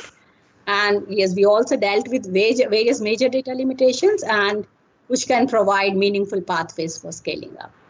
Thank you for the opportunity. Thank you, ma'am. I'm sure all these presentations have provided a lot of insights into the enormous scope of work that can be undertaken in the country. We are now assured that much of the awareness and the sensitization have already seeped into the states and the district levels of India, which indeed is a positive step in our endeavor towards compiling the complete set of environmental accounts for the nation. In these unprecedented times, it is important that we realize the enormity of the nature and start nurturing nature. It is only by making peace with nature we can try and develop a formula for sustainable growth and development. To talk about the natural capital accounting by the United Nations in India, we are excited to have with us this afternoon Ms. Renata Desillian, who has served the United Nations for 30 years in Africa and Asia in many capacities, including 15 years as a UN resident coordinator, humanitarian coordinator, and UNDP resident representative. She also served in various capacities with the UN in Mali, Laos, and in New York, making important contributions in the field of good governance and poverty reduction. Ms. Renata and her team have also been active partners in MOSPE's activities towards monitoring the progress made by India on the Sustainable Development Goals. We are honored to hear from Ms. Renata on the activities of UN in India, which could be capitalized by MOSPE for furthering the activity of environmental accounting. Ma'am. Can we have the video, please? Esteemed representatives of the Government of India, distinguished guests, UN colleagues and partners, a very good afternoon to you all. In a world where the dominant measure of wealth is capital, we completely miss the value of other essential elements of human and planetary well-being, notably the value of nature and the natural environment, the value of social relationships, of spiritual well-being, and other things. So I couldn't be more delighted to join you all this afternoon in this work on developing natural capital accounting and valuation of ecosystem services. I'd like to extend a special thanks to the Ministry of Statistics and Program Implementation for convening this important forum, and to the UN Statistics Division, the European Union, and the UN Environment for their support to the NCAVES project in India. This project aims not only to measure India's abundant biodiversity and ecosystem services down to the subnational level, but also to help mainstream these natural accounts into policy. In 2018, India published its first environmental economic accounts. They told us that in many cases, natural assets had seen a positive net increase. But it also revealed evidence of climate change, such as the shrinking of glaciers, and it alerted us to declines in forest cover in some of the states. It also mapped the impact of India's urbanization. 40% of India, 600 million people, will be urban dwellers by the year 2030. This means that up to 800 million square meters of new urban space will need to be added annually. This underscores the imperative that we be mindful of the impact of our human progress on the natural environment and nature's ecosystems. Natural capital underpins the achievement of the full array of the Sustainable Development Goals. India was one of the first countries in the world to track its progress on the SDGs at the subnational level. Natural capital accounts at the subnational and state level can strengthen SDG monitoring and, of course, their achievement. I'm delighted that as follow-up to the work under NCAVES, a pilot in Karnataka is underway to develop a full suite of ecosystem accounts and a policy scenario analysis of land use planning. We look forward very much to learning the results of this pilot and how it can be used for policymaking more broadly. As the world struggles to respond to COVID-19, nature must be at the heart of our global recovery, in the same breath as saving human lives. It is, after all, our disregard for and disrespect of nature and the natural environment that facilitated the emergence of the pandemic in the first place. So as we rebuild economies and the lives of 150 million people who've been pushed into poverty by COVID-19, the new normal asks us to plan better with improved measures for our collective welfare that recognizes the imperative of striking a healthy balance between human progress and the well-being of the natural environment. I look forward very much to working with the Government of India and especially the Ministry of Statistics towards building back better in India. India is one of the most resplendent and natural wealth-rich countries in the world. Let's keep it that way. Thank you so much.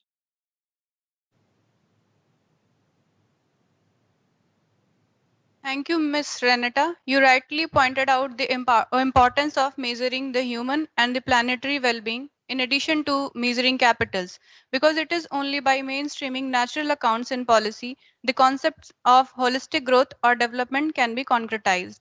The natural capital accounting in India is in its very inception stage, and there are enormous scopes to amplify its ambit. This takes us to the next panel discussion on the topic of prospects of NCA in India. The moderator of the session is Mr. Ashish Kumar, ex-DG MOSPI and Director, United Nations Statistical Institute for Asia and the Pacific. He is the man who has been instrumental in the development of curricula in UNCAP for several newly emerging areas like the SDGs, climate change related statistics, and use of ICTs and big data for official statistics. Prior to his joining UNCAP, he was in charge of several initiatives taken by the MOSPI, Government of India. The most notable one being the constitution of expert group under Professor Sir Partha Das Gupta on the green national accounts in India. Sir, we are extremely delighted to have you amongst us. Among the panelists, we have Mr. Makoto Shimizu from CIAP, Mr. Atul Bagai, Country Director UNEP, and Mr. Thomas Danielewicz, World Bank. They will be discussing about the various initiatives taken by the respective agencies in the context of natural capital accounting. With these words, I hand over the session to Mr. Ashish Kumar, Director UNCAP. Over to you, sir.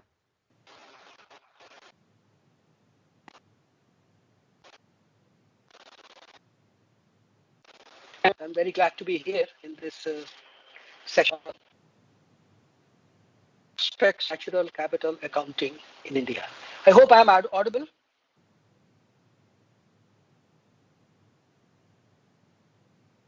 Yes, sir, you are audible. Okay, go ahead. That's the participation in the project, very important project of NCAVES, by the Government of India and the Ministry of Statistics and Program Implementation, has helped the country bring out a number of environment accounts. Following the UN of the system of economic environment accounts framework. Now, number of publications India has brought out, I understand, under the NV Stats India, right from 2018, 19. They're preparing for the next. We know that the scope of environmental accounts is enormous, and especially in India a challenge when there is a need for a lot more data in each sector. But we are looking forward that with the project which is supported by European Union, India will come out with all its accounts during the course of next 5 discussions earlier. There has been suggestions that India should prioritizing some of the items, some of the accounts which it should give high value and so I develop a concrete plans, and this requires a lot of clear things. I understand the Ministry of Statistics has already made up their mind to come out with some such by, and I have a distinguished panel here with me. We have Atul. He is the United Nations Environment Program in India.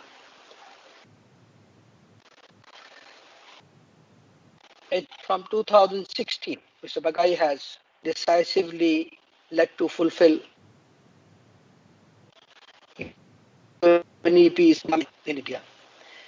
Has completed important assignments across Southeast Asia and also in the Pacific Islands. We look forward to hearing from him. His should focus in short term. Mr. Bagai, please.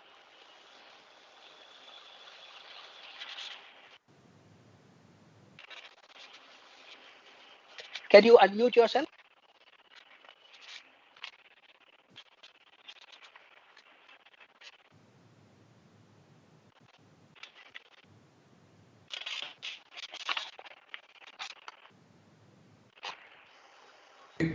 I think, yeah, now I've got the rights to unmute. Thank you. Can you hear me now?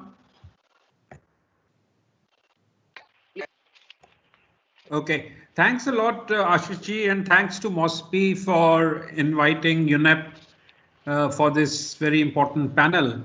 And UNEP is very proud to be associated with UNST and with MOSPI on this NCAVES project for the last 2.5 to 3 years. And in fact, our office in India is a very new one.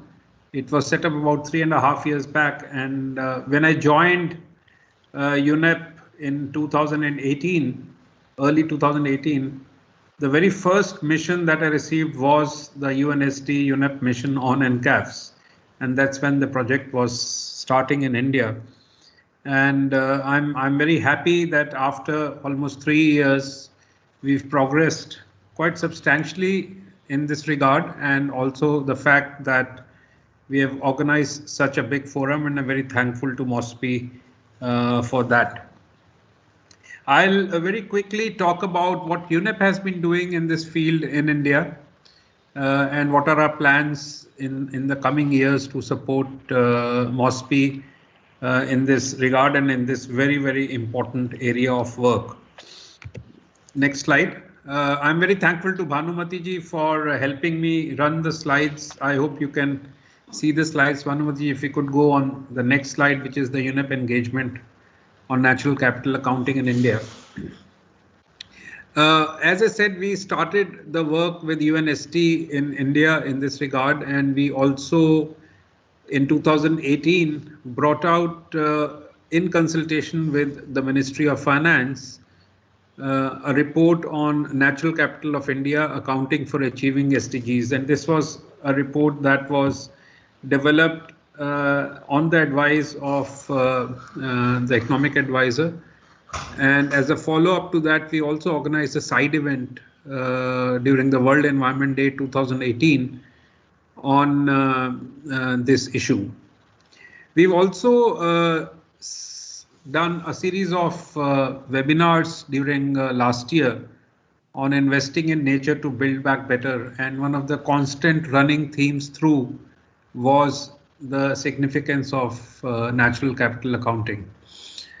UNEP also did, along with the Boston University, research on air pollution in India, impact on environmental burden of disease, the economy and human capital, and a lot of aspects of natural capital were woven into this research paper.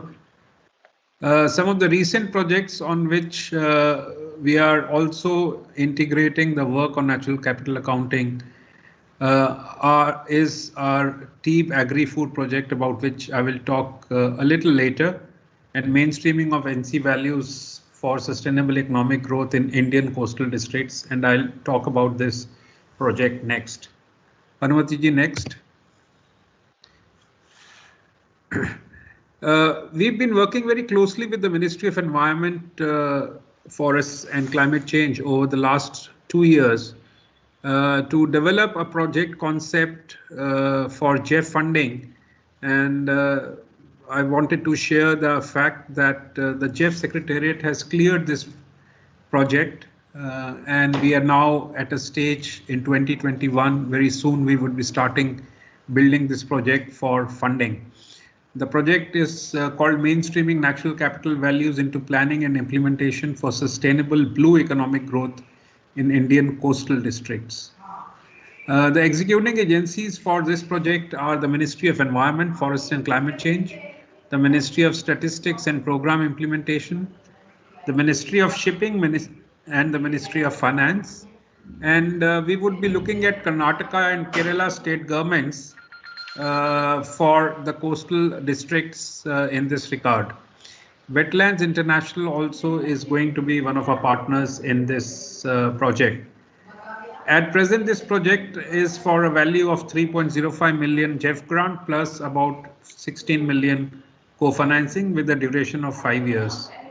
And the project objective is to enhance biodiversity conservation and environmental sustainability of critical coastal landscapes in India by integrating natural capital and ecosystem services values in district level blue economy strategy and spatial planning processes and coastal sector operations. Next. In fact, we are very excited with this project also because of the fact that this is a project that would look at natural capital accounting and also at capacity building at the district level.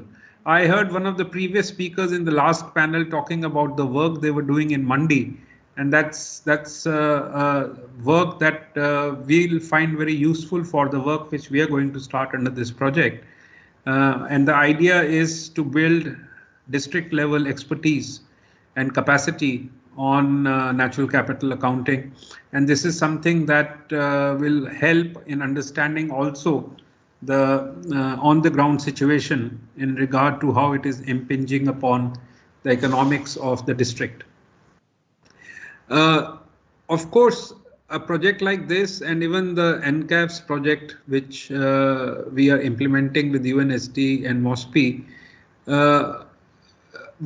is facing a lot of barriers, and I think we'll also face similar kind of barriers for the JEF 7 project also. You will all agree that at this stage, in not only in India, in most of the countries, there is limited integration of natural capital accounting and adoption of CR methodologies into India's national and state policy, budgets and institutional mechanisms. A lot of work needs to be done in this regard, and I think MOSPI's work, which they have taken up under this project, has actually addressed this issue squarely, and we've progressed quite substantially over the last 3 years in this regard. There's also inadequate knowledge and capacity in integrating these values into development planning, and I think that's the vision for the future, where we would be in a position to say that, for example, the economic survey that comes out before the budget is talking about these values, or the budget and the planning exercise that happens is able to take these values into account while they are computing the budget and various issues relating to financial planning in this country.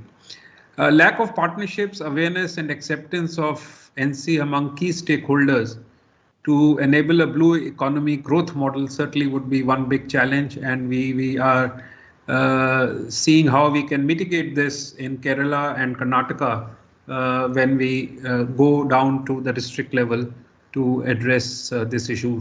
And these are some challenges which we feel would be facing in this regard. Next. I'll quickly go through this. I've said enough of this project, but this project is basically to target blue economic growth and enhance mainstreaming in the coastal sea landscapes and sectors at district level. That is the reason we are looking at Karnataka and Kerala. Highlight the externalities to natural capital of economic development. We certainly would like this project to build on the project that MOSPI is implementing right now with UNST and UNEP, and we see a lot of value in building upon the work already done. And this forum will bring in a lot of thoughts and ideas which can be built upon, and we'll try to see that the GEF 7 project also is a continuation of the work being done rather than being implemented in a silo. This we were initially looking at the Ministry of Shipping and the Sagarmala and Rebuild Kerala initiative sites for possible natural capital accounting pilots. But over a period of last 6 to 8 months in consultations, we have realized this area might not be most suitable. And we are now re-looking at this along with the GEF Secretariat to see if in Karnataka and Kerala, we could look at also some of the wetlands and ecosystems which could be used as the pilot. This also fits in very well with the fact that India is the president for UNCCD and UNCMS, the CMS COPs, the Combating Desertification and the Convention for Migratory Species during this year and the next. And I think it fits in very well with the scope of the presidency also. Next. So we are, as I said, our idea is to work very closely with MOSPI and also build on this project which is ongoing right now. And certainly technically we would be looking at the CR-based accounts initially to work on that accounts and also the satellite accounts in the sectors of tourism, agriculture, including fisheries. And of course, the NCA analysis will also be part of the experience that has been gained in this project. I think we also look at partnerships and possible areas of support and collaboration with MOSPI in this project on the national data portal for Karnataka and Kerala. Reconsider also the NES grids, for example, with partnering with World Bank supported national data portal, and we'll see if these can be included. Build upon the NCAVES baseline and pilots, which is certainly going to be the starting point. And we'll look forward to MOSPI's guidance and support in this regard to support the GEF project. Next. Another area which we've been working on, and I mentioned right in the beginning, is the TEEB Agri-Food project, the economics of ecosystems and biodiversity. This is an approach which UNEP brought on the table a few years back and is gaining a lot of traction in some of the countries where it is being implemented. We started with the TEEB Agri-Food project in India last year, where India was selected to be part of the TEEB project. And we are looking forward to seeing how this project can also benefit from the work that is going on under NCAVES and also the work that will happen under GEF 7. This project was launched last year, funded by the EU. The project applies systems thinking to the economics of food and agriculture to make the dependencies and impacts that the agri-food value chain has on nature visible to decision makers. There's also a project national steering committee with Ministry of Agriculture and Farmers Welfare and Ministry of Environment as the co-chairs. The project focus is on agroforestry and organic farming in Uttar Pradesh and Uttarakhand. This was an area which both the ministries wanted to explore in the Gangetic Basin, and that was the reason Uttar Pradesh and Uttarakhand were chosen, and we are right now in the process of finalizing a few districts in both the states along the Ganges to look at agroforestry and organic farming. And we are certain that the Team Agri-Food can draw very important information from data derived from the SIA accounts, and we'll be working closely with MOSPI also on this. Next. We were also asked to identify some areas for future action for NCA, and I think the very important landmark decision and outcome that's coming out of this forum is what was announced on 21st, that MOSPI would be coming up with a strategy by June end on natural capital accounting, and I think that is a very, very big outcome out of this, and I think a decision like that also necessitates that an institutional mechanism is also thought about, the architectural structure for implementing that strategy, and also building quality standards for implementing that strategy, establishing a knowledge management system for decision making. And also, I think what we'll need to do is to prioritize some sectors for looking at various accounts as a pilot initially, and ecosystem extent and condition accounts to monitor desertification and land degradation could certainly be an area which we should be looking at, because as I said, given India's COP presidency for UNCCD, also a very important element is that 1st January 2021, the UN has launched the Decade of Ecosystem Restoration and Biodiversity. And as a result, I think natural capital accounting work in these areas assumes a far greater importance now. Next. My last slide is support to MOSPI. Of course, we are UNEP committed to working with the Government of India, and in this regard with MOSPI and the Ministry of Environment and Forests and Climate Change. And we would like to support the scale up of NCA. Karnataka NCAVES pilot has made some progress, and more work is needed to have consistent methodology at national level. We'll be happy to work with MOSPI. Mechanisms for collaboration and user outreach certainly would be an area where we would be working with them. And certainly trying to build a community of practice, which will be very, very useful. And I think ultimately I'll end that our vision, and I'm sure MOSPI's vision and what we've been discussing with them is that in the near future, we are all able to see national budget, which is announced in the parliament, as it is going to be done on 1st February. In a couple of years, we have a budget that takes on board, on the table, the whole system of natural capital accounting as one mechanism for formulating that budget. And I think if we are able to reach that stage, that it would be a dream come true for all of us who are working on this. Thanks a lot for giving us this opportunity, and I look forward to good discussions on this topic. Thank you.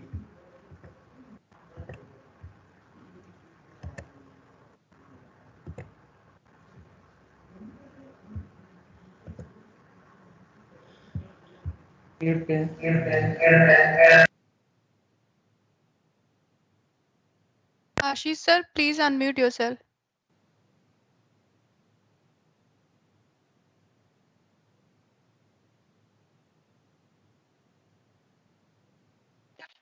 Sorry. Thank you so much, Mr. Bagai, for giving this in the on the work which the UNEP is doing in India, especially under the JEF other projects which are taking to definitely improving the quality of accounts which we are in the MOS government, and this would be definitely put to use in making. Now I have with me Mr. Makoto Shimizu. He is the head at present of the Statistical Institute for Asia and the Pacific, at the institute last December, and I would request Mr. Shimju, who has a rich experience from the Bureau and also in the ministry, in the cabinet, and the cabinet secretariat and other places. And also he was heading a training institution there. So he had a long experience in the capacity development of the statistical and other government professionals. So I would request him to give his perspective, what in the SIAP are going to do the next couple of years and how they can help and participate in the NCAVES project. Mr. Shivuzu, please. Thank you, moderator. Thank you very much for inviting me and highlighting on this important area, capacity building. Please wait a minute for my presentation file be prepared.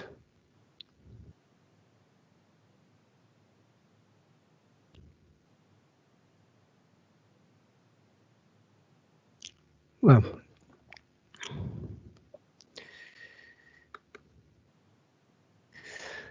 firstly, I'd like to overview our activities, and at the end, I'd like to express my expectations to MOSPI.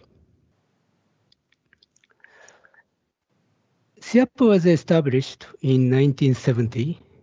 Last year, we celebrated 50th anniversary. SIAP is one of the institutes of SCAP of the UN. And we have two missions. One is training of government officials on official statistics. The second one is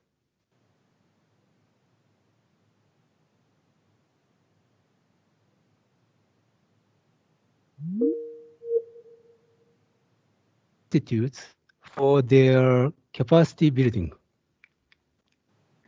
We invited around 24,000 participants for these 50 years, including 659 participants from India. Recent training focuses SDG indicators. We are not Shivuju, I'm not able to see your files, but others are able to see. I don't know. Your presentation, we are not able to see. At least I'm not able to see. Others are seeing. Atulji, are you able to see his presentation?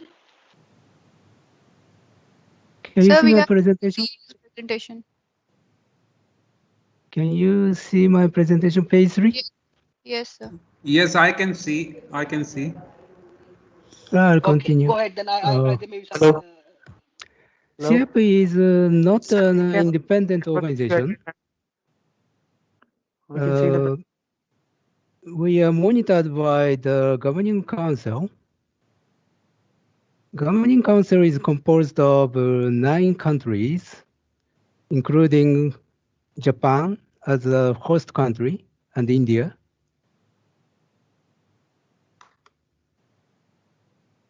Our activities are following to strategic plan, which have been updated once in 5 years. Now, 2020 to 2024 strategic plan is running.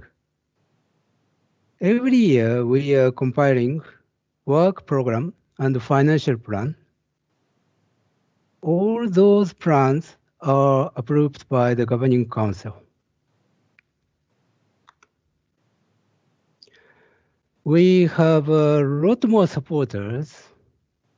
They support us financially and in kind. For example, providing resource persons, venues for training. Governments are major stakeholders of us. International organizations and universities support us.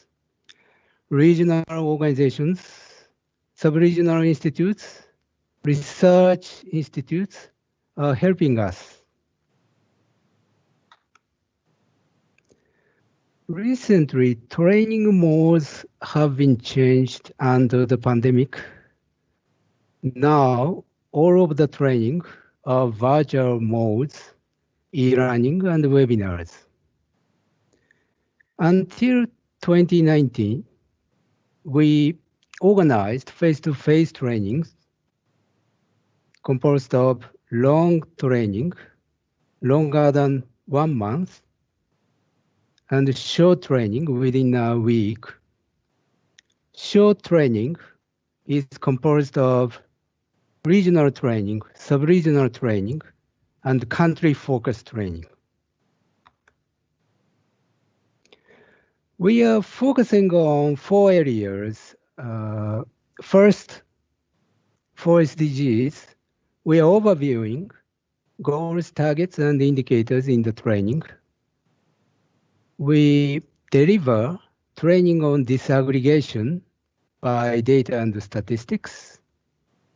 For IT-related fields, we deliver training on big data, GIS, and also deliver training on methodologies to monitor those data, such as satellite, scanner data, web scraping.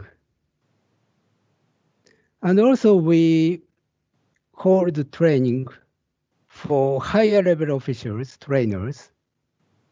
Today we completed training of trainers on phone survey, and we are planning to organize a gender statistics training. For COVID-19, we organize a training on health statistics, and the national statistical system needs to be transformed. So we organized a webinar in December last year for building NSS better. Environmental statistics is very important field of training. We organized face-to-face training every year from 2016 to 2019. Recently, we organized a lot of webinars. Webinars are included in e-learning courses. Materials of e-learning courses are stocked in the learning management system in the website of SIAP and UNSDG Learn. Also, some materials are translated in Russian for training in countries in the Central Asia.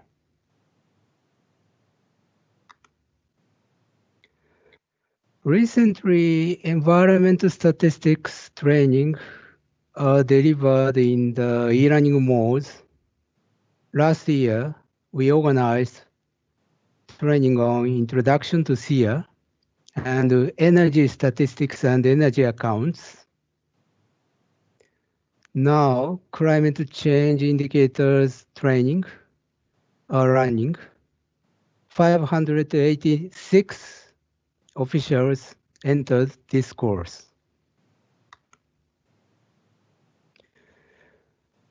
For the second role of us, Network for the Coordination of Statistical Training in Asia and the Pacific was established based on the recommendation of SCAP Committee on Statistics. The roles of the network are to identify priorities, share information, and review implementation. 13 countries are network members. Those countries have the capacity to deliver training to officials in other countries as well as in their own countries. 13 international organizations and regional and sub-regional organizations are also members of the network.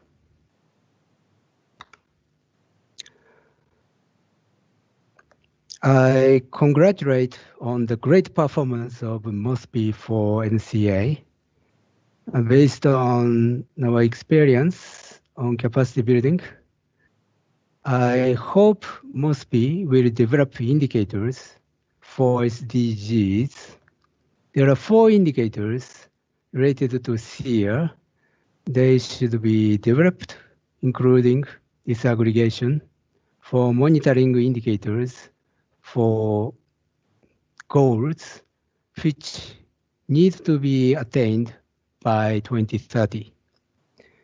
And for capacity building, I hope MOSPI will develop capacity building on environmental statistics. For example, training in India, a lot more training will be organized using materials created by SIAP, if necessary, translated in local languages. And as a network member, MOSPI will implement training for countries in South Asia and taking advantage of the great performance. I hope MOSPI will share good experience like this forum all over the world. Thank you very much.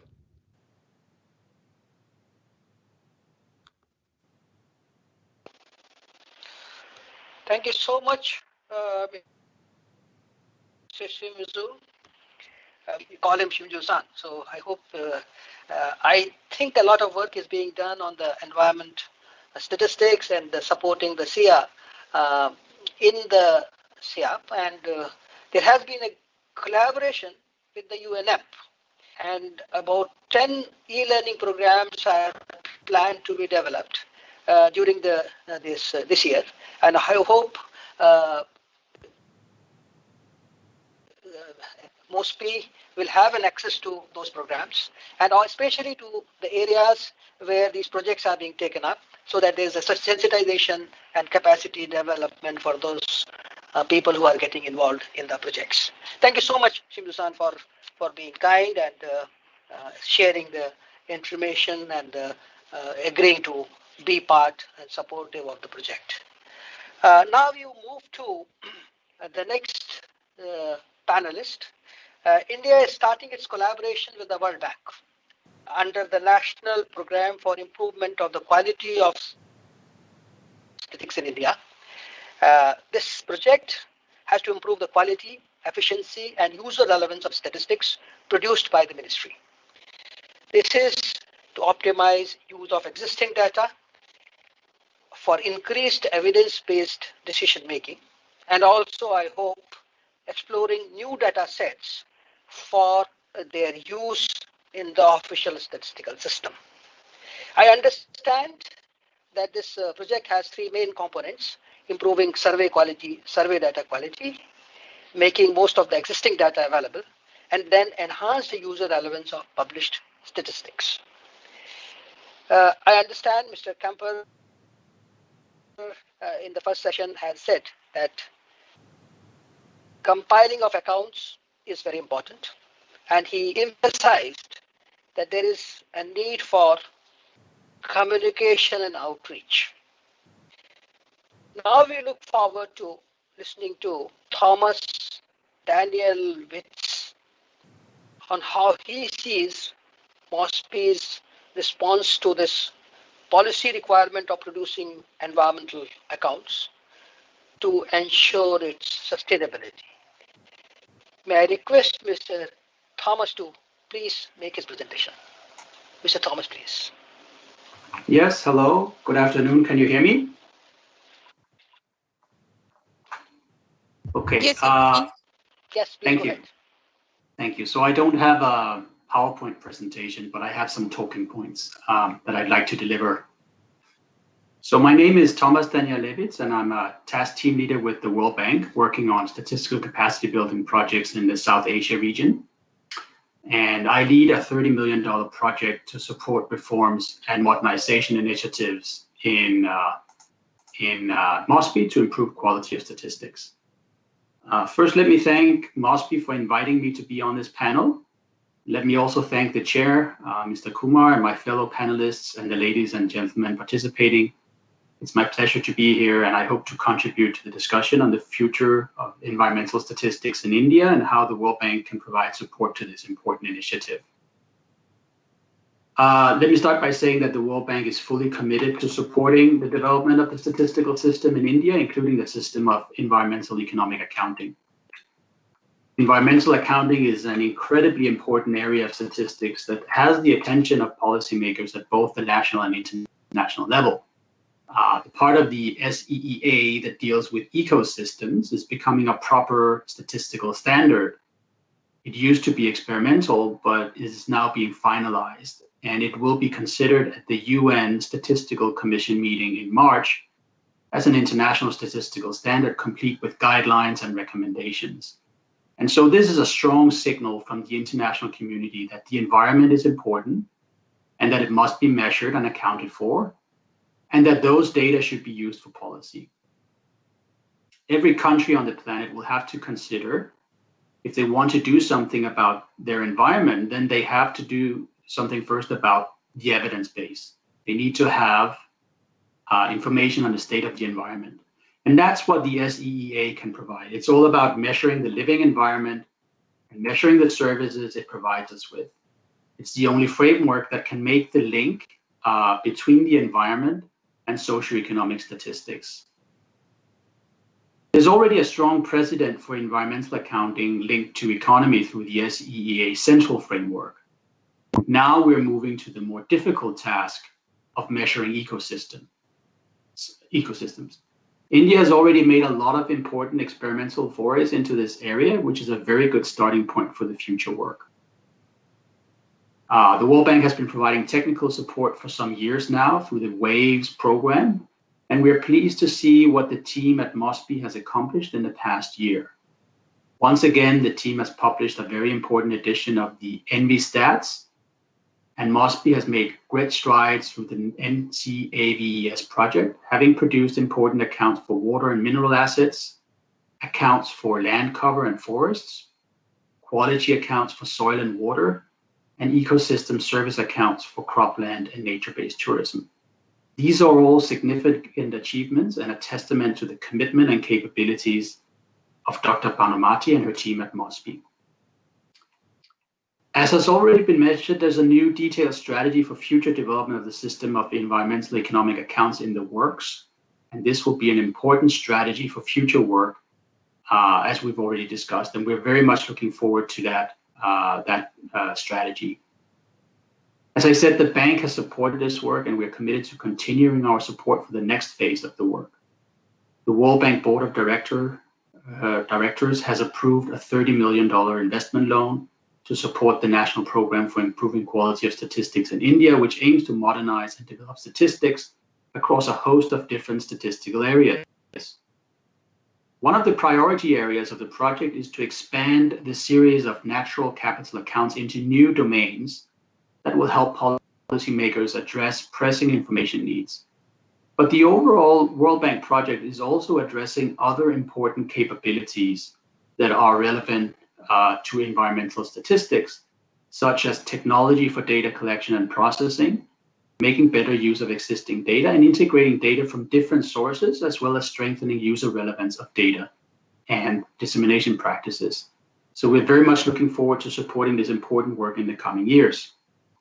Now, I'd like to make 5 points that I think are important for the future work, not necessarily linked to specifically which ecosystems should be selected for the next work, but more what are the different areas that we see must be focusing on and the types of capabilities that need to be developed to really and truly become effective in this area.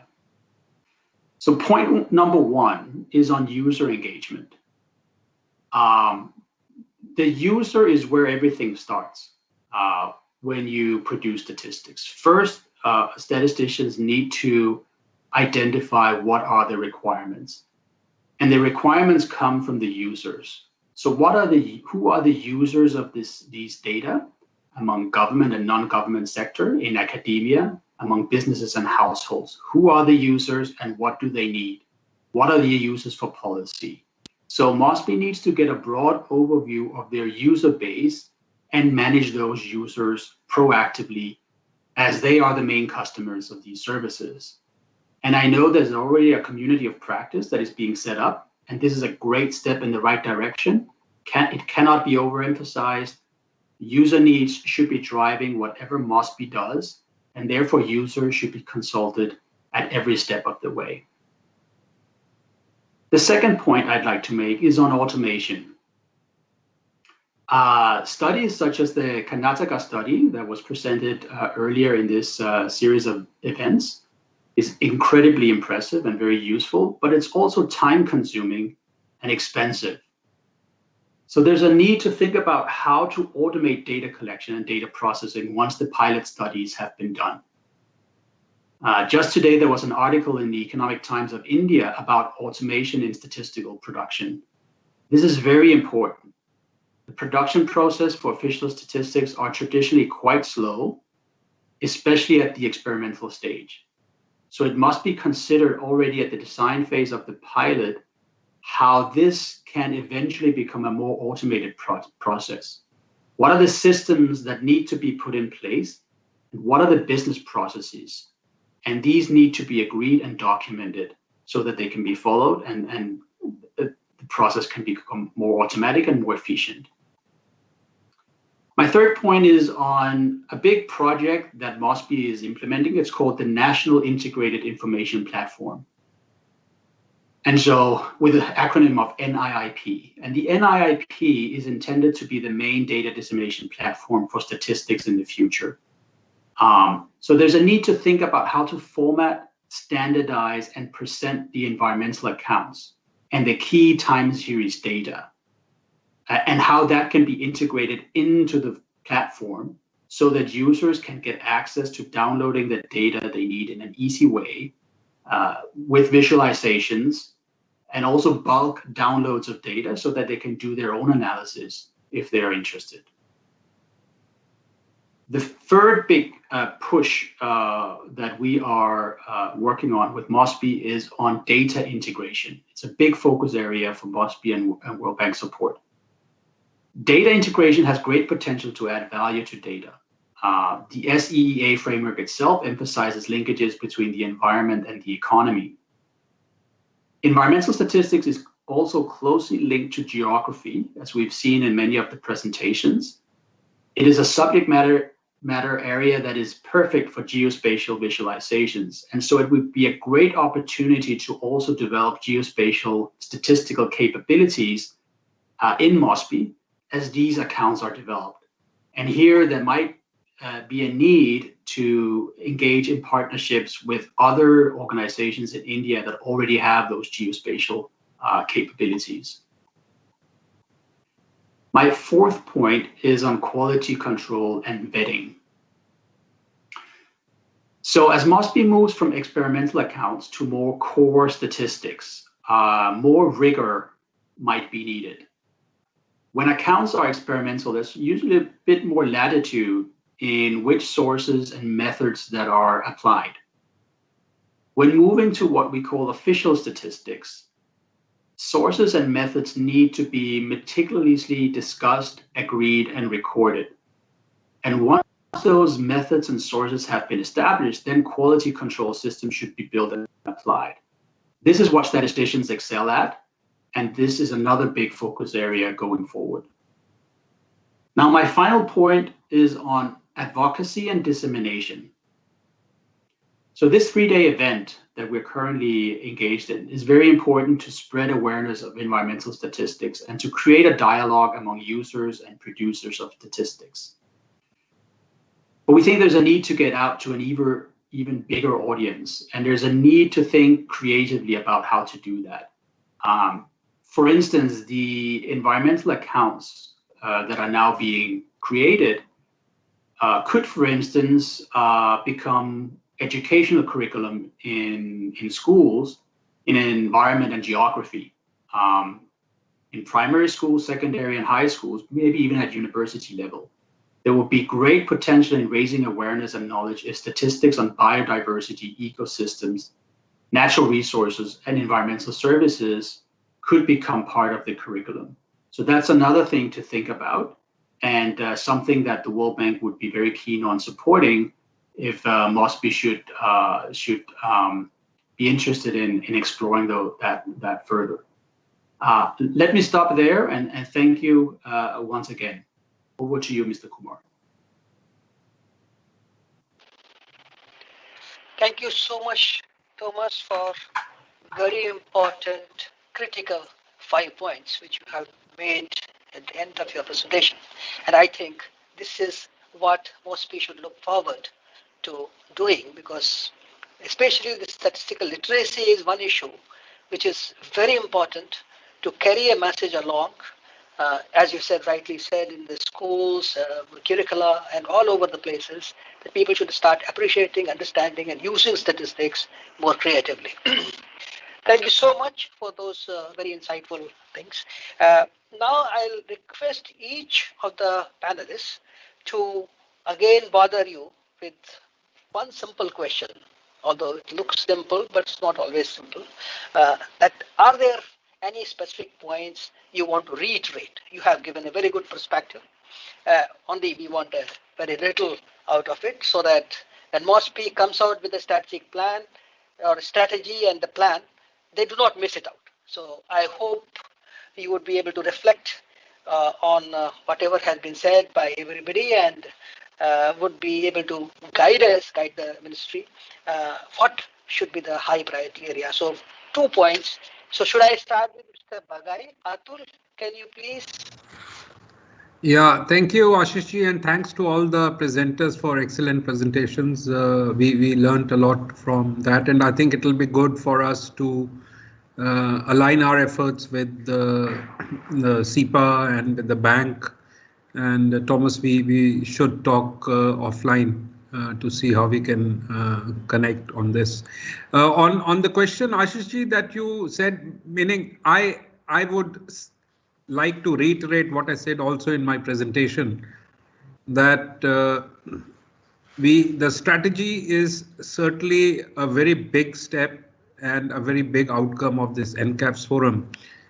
And if we want that strategy to work and to be implemented and to be mainstreamed into policy, we need the support of Ministry of Finance completely. And I think there is a need to work very closely with them. And I think another big step that MOSPI has recently done of setting up the Scientific and Technical Committee under the chairmanship of Sanjeev Sanyal is a very big step towards that mainstreaming. So I think that mainstreaming is the key to whatever work is happening under various efforts by World Bank or by UNEP or by SEPA and various other partners.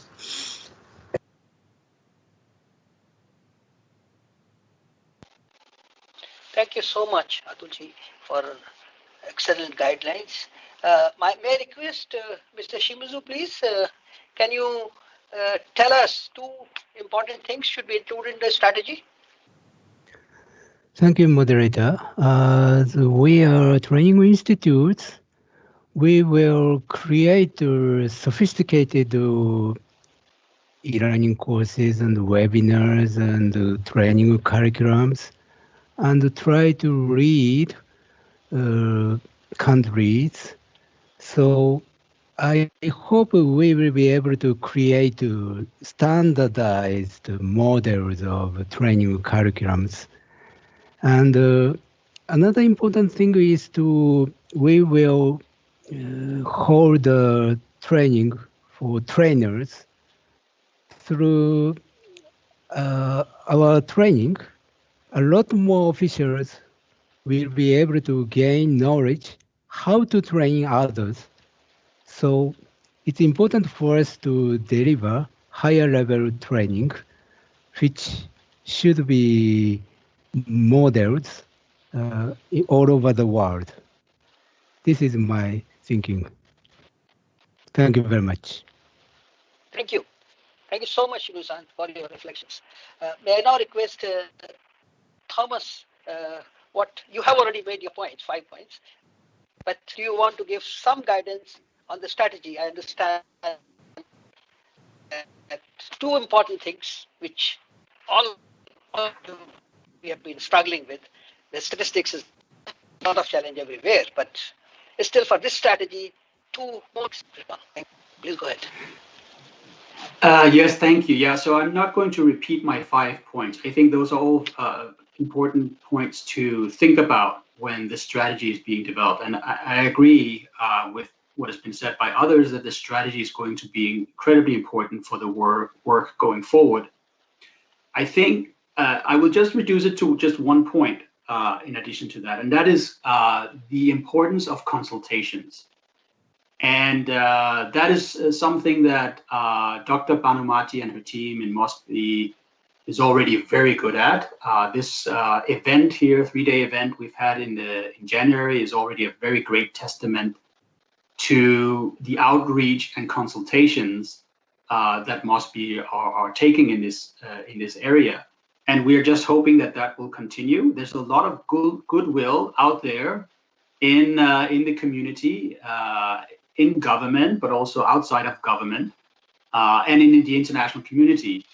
And I'm very encouraged by all the words of support that we've heard today, including from our friends and colleagues in the UN system. And the World Bank, of course, is very, very interested and supportive of this initiative, and we will continue our support going forward. So let me stop there. Thank you very much. Thank you so much, Thomas. This is this great advice, and I know Bhanumati has been doing a great job and consultation, because this is especially NCAVES and the area of national resource accounting is an area which requires a lot of action. Other specialists. It is not confined to the statisticians. It is not confined to the typical social or economic methods. It is a lot of interaction. So it is basically an area where you have experts from different disciplines which come together in building up and developing these kind of accounts. But what happened in national accounts, if I remember, started with experimental accounts and then evolved into a full set of accounts which the India has started producing. And this is the process which will take place, as everybody shared today. We start with the experimental account, we start with the initial accounts, then we keep adding more and more accounts, bring more and more practitioners into it, and develop a community for that, and then develop a regular system which gets a regular official statistical system. So we are to that, and I thank each one of you, the panelists, for having contributed excellently to this conversation. And I hope we will be able to come with a very good strategy document, which we will be able to share across, and with the in consultation and then final version. Again, I think we will all have an opportunity to look at. And I would again like to thank the team of the ministry for having organized this.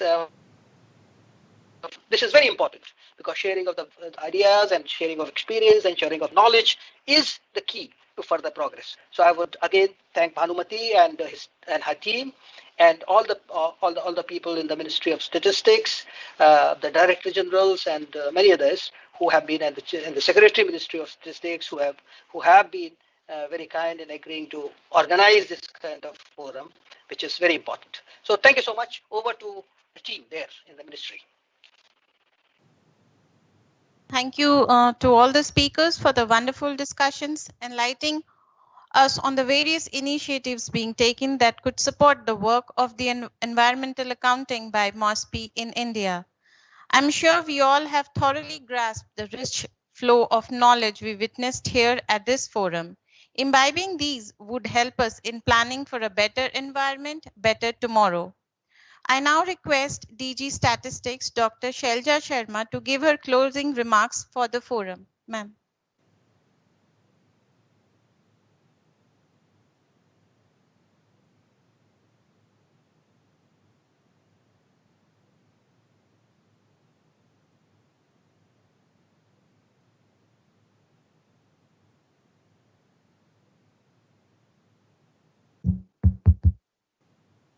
Hello. Good morning, good afternoon, good evening, all of you. So, as all good things come to an end, so has this forum. And we have had very rich discussions on the 14th, 21st, and 28th, and I'm sure many of you have attended all the sessions. And we are very sure in MOSPI that each one of us will now have a better understanding about the concepts of the ecosystems and their services and the environmental accounts. The forum was really the first of its kind, and this has initiated the right ambience for the creation of awareness among the environmental aspects. And MOSPI did kind of think of holding it so that others can also be sensitized and the work is mainstreamed into the work of the ministry, and we are able to kind of reach somewhere.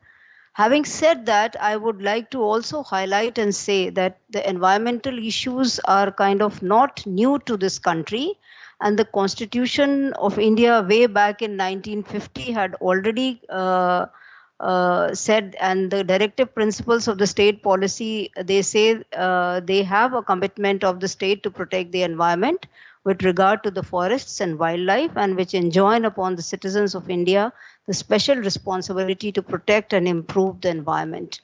And here we now in MOSPI, we are taking that forward, and of course we are concretizing it with the help of numbers and data, and seeing that how much we are kind of preserving, conserving it, and where do we actually want to reach. The forum provided all of us the rich exposure by listening to all the eminent speakers, panelists. On the one hand, they have motivated us and boosted our morale, while on the other, they have helped us finding a way for future action. This reminds me of the famous saying by Albert Einstein, only those who attempt the absurd can achieve the impossible. And really, when we see how these ecosystems, they really have to be valued, it's not an easy task. We have been discussing this in all our sessions, but still, where there is a will, there is a way, and we do intend to move forward and do expect that, yes, we will be reaching our goal. So even in the present times, having a complete set of accounts might appear to be a very Herculean and a difficult task, but the constant perseverance and attempts in the right direction can help us achieve the task. In this effort, we are privileged that we have the support of international, national, and all the state level organizations. Their technical guidance, data, and inputs have added to our zeal to move towards the goal with an accelerated speed. It is my pleasure to inform you that the forum has witnessed almost 900 participants, which really tells us that how much interest there is of this topic, and people want to kind of be involved in it and also contribute, discuss, and see how we can move forward. As the panelists were saying, that yes, it is a difficult task. We have to, even Mr. Atul Bagai was saying that we may have data problems. It is difficult, but definitely it is not impossible, and we will move forward and we'll see how we can kind of get the data and work on it. The recordings of all the sessions will be available on the forum site, and the forum site has been created specially with a view to have all the relevant materials at a common place, and this will aid the process of peer learning and further improvement. So I would request all of you to kind of keep visiting it. NSO India is also planning to put in place a structured approach to facilitate peer learning process by collaborating with people from diverse spheres such as government, academia, private parties, etc. We understand that as statisticians, our role is to provide good quality data to cater to the needs of policymakers, which will continue our endeavor for the same.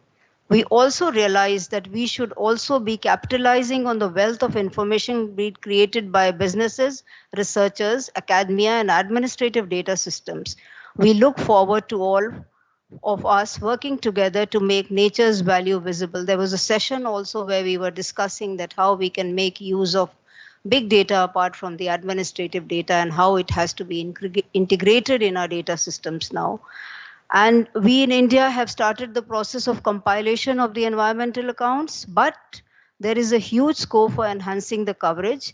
in order to have an improved coverage and to advance towards the compilation of the complete set of accounts in the internationally agreed SIA framework in a focused manner, we are planning to have a strategy document for environmental economic accounts for India very soon and release it after consultations with all the stakeholders. Here, I would also like to kind of mention what Thomas from the World Bank was mentioning about having a user base, use of technology, data integration, quality concerns, dissemination and dialogue between producers and users of statistics. And I'm sure that after having attended all the 3 sessions, all of us agree that all the 5 processes have already been initiated in MOSPI, and we are working towards that. We would continue to make efforts in the direction of making the environmental accounts more prominent and visible so that they can play a vital role in the decision-making process. I'm sure in the near future, many such forums and webinars would take place, and we would have the chance of meeting each one of you in person, physically, at some point of time, which in the first session I was also saying that it would have been great had we all met physically. But since these are different times, so we have been kind of interacting virtually, and this forum also, though held virtually, was very successful with so many participants, and maybe in the form of, if it was in virtual mode, and so many more people could attend and kind of be sensitized to the topic. And before I close, I just cannot stop congratulating, appreciating the very hard work of my team here in MOSPI, Bhanumati, Sudipta, Ruchi, Alok, Krishna, and there are so many others under the able guidance of Avdesh Mishraji, who's the Additional Director General. I can tell you that they have not worked 24/7, but they have worked 48/7, because it was a very difficult task, and kind of they have somehow managed to hold this forum in a very short time, and I really congratulate them for that.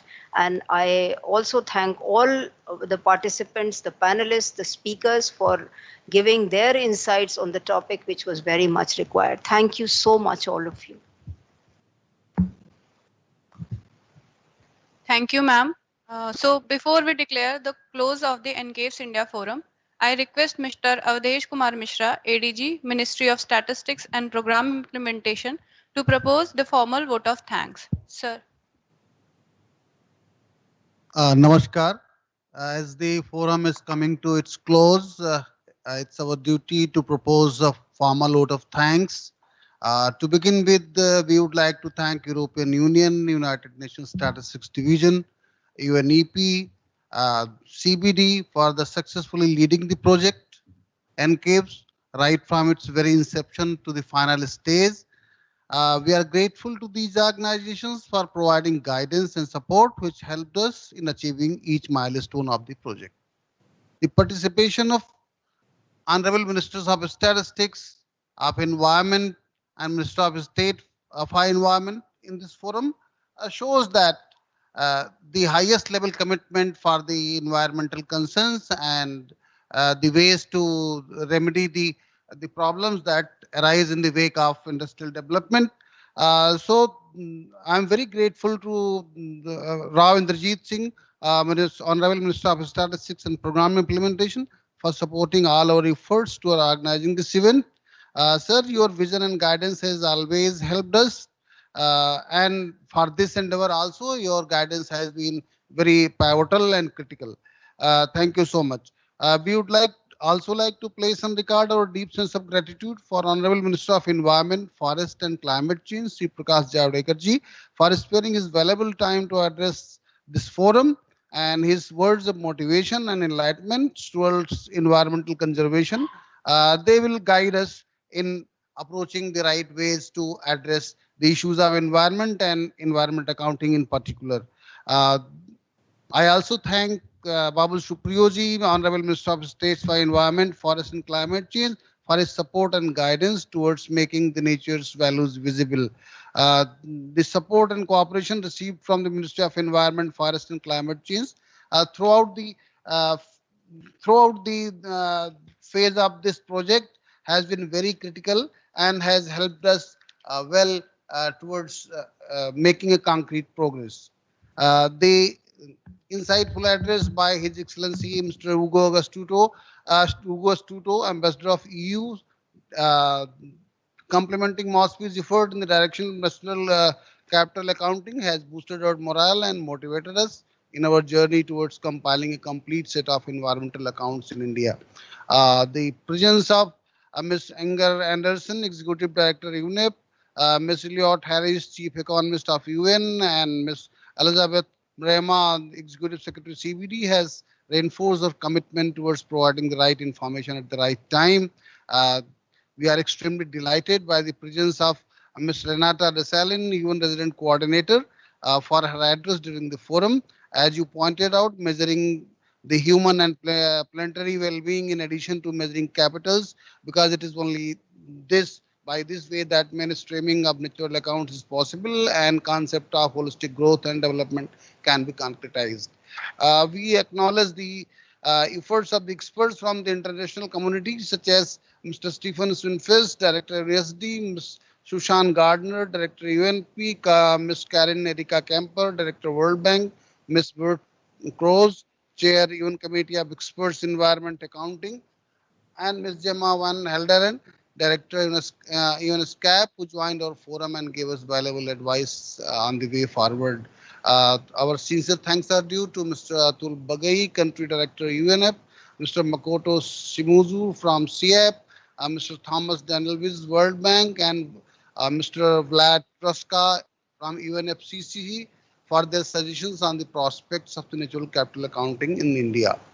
Our heartfelt gratitude to Professor Vijay Raghavan, K. Vijay Raghavan, Principal Scientific Advisor, Dr. Sanjeev Sanyal, Principal Economic Advisor, Mr. Ram Mohan Johri, Director General Government Accounts, Ms. Chavi Jha, Joint Secretary in the Ministry of Agriculture and Farmers Welfare, Ms. Seema Arora from CII, Mr. Ajay Mathur from TERI, who have highlighted the range of topics under the environment accounting that are required for decision making.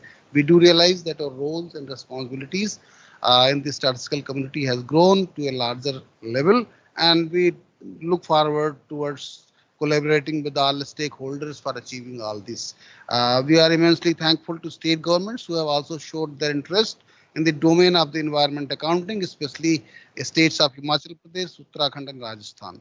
Their experiences have showcased the percolation of national capital accounting at a more granular level. Our thanks are due for the experts from the Indian official agencies such as National Remote Sensing Center, Forest Survey of India, Soil and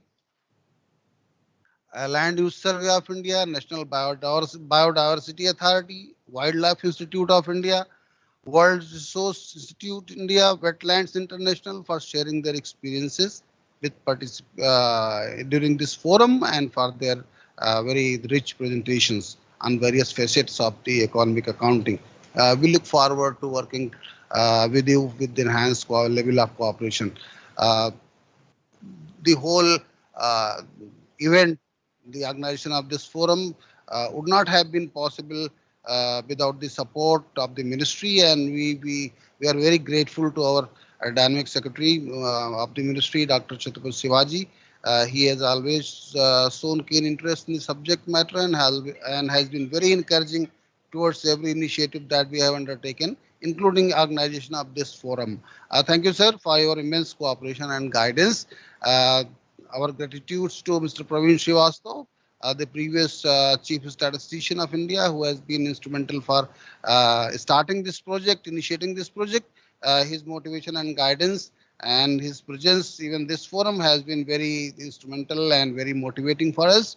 And we are thankful to Mr. Ashish Kumarji, ex-DG MOSPI, for laying the very initial steps to our environmental accounting in India and by constitution of this third group for the purpose. Environment could not have, this event could not have been possible without the dynamic leadership of our DG Statistics, Dr. Salja Sharma. Her continuous guidance has been always motivating us and keeping us glued to the goal and towards our efforts for the environmental accounting as well. She has been at the forefront of development of the environmental accounting from the very beginning, and has led the division in the past. So her guidance has been very critical, and she continues to guide us. We from the division side, we are very thankful to her. We are also thankful to Madam Dr. Mamta Saxena, Director General Coordination Administration, and Mr. Abraham P. Johnson, DG Survey, for their presence and being part of the event and supporting us during the various stages of the project. Our thanks are also due to the members of the Interministerial Group on Environmental Accounting in India and all divisions and of Ministry of Environment and Forest and Climate Change, Ministry of Agriculture and Farmers Welfare, Ministry of Jal Shakti, NRSC, and also other line ministries and departments. We are thankful to Synthesize Network, who have developed the portal for us, and we are thankful to NITI for their support, logistic support for organizing this forum at this venue. We would like to take this opportunity to thank all experts for sharing their knowledge with us, and who have posted their video messages on the portal, which will be a reference material for the concerned people. NCAVES project in India was a journey full of challenges and discoveries. To support us in this journey was the project team, Alessandra Alferi and Bam Adams from UNSD, William Speller from UNEP, and also the teams at the Indian Institute of Science, led by Professor T.V. Ramchandra, Victoria University, Wellington, Altos Impact and Effect. We are sure that NCAVES project would lead to several activities on the ground with the common objective of creating a rich inventory of coherent information that can enable compilation of national level accounts. The entire project and event could not have taken the shape of success without sincere and dedicated efforts of the entire team of the Social Statistics Division. The division activities led by Bhanumati ji and her able set of officers present and in the past, Bhanumati ji, Rakesh Maurya, Kajal Jain, Sudipta, Avneet, Krishna Kumar Tiwari, Alok Singh Yadav, Astha Dwivedi, Ruchi Mishra, Sonia Arora, Monica Sharma, Saurabh Rajput, Nikita Dhingra, R.K. Pawar, Kulpreet Sokhi, Nikita Kumari, Meenakshi, and a number of other officers have been taking very painstaking efforts, not only towards organization of this event, but the entire discipline, managing and taking the discipline forward, as it is an nascent activity. The vote of thanks has become rather large because the nature of the economic accounting that is nascent and involves many people and many organizations in the effort. So all is well that ends well. So I thank you once again. Thank you.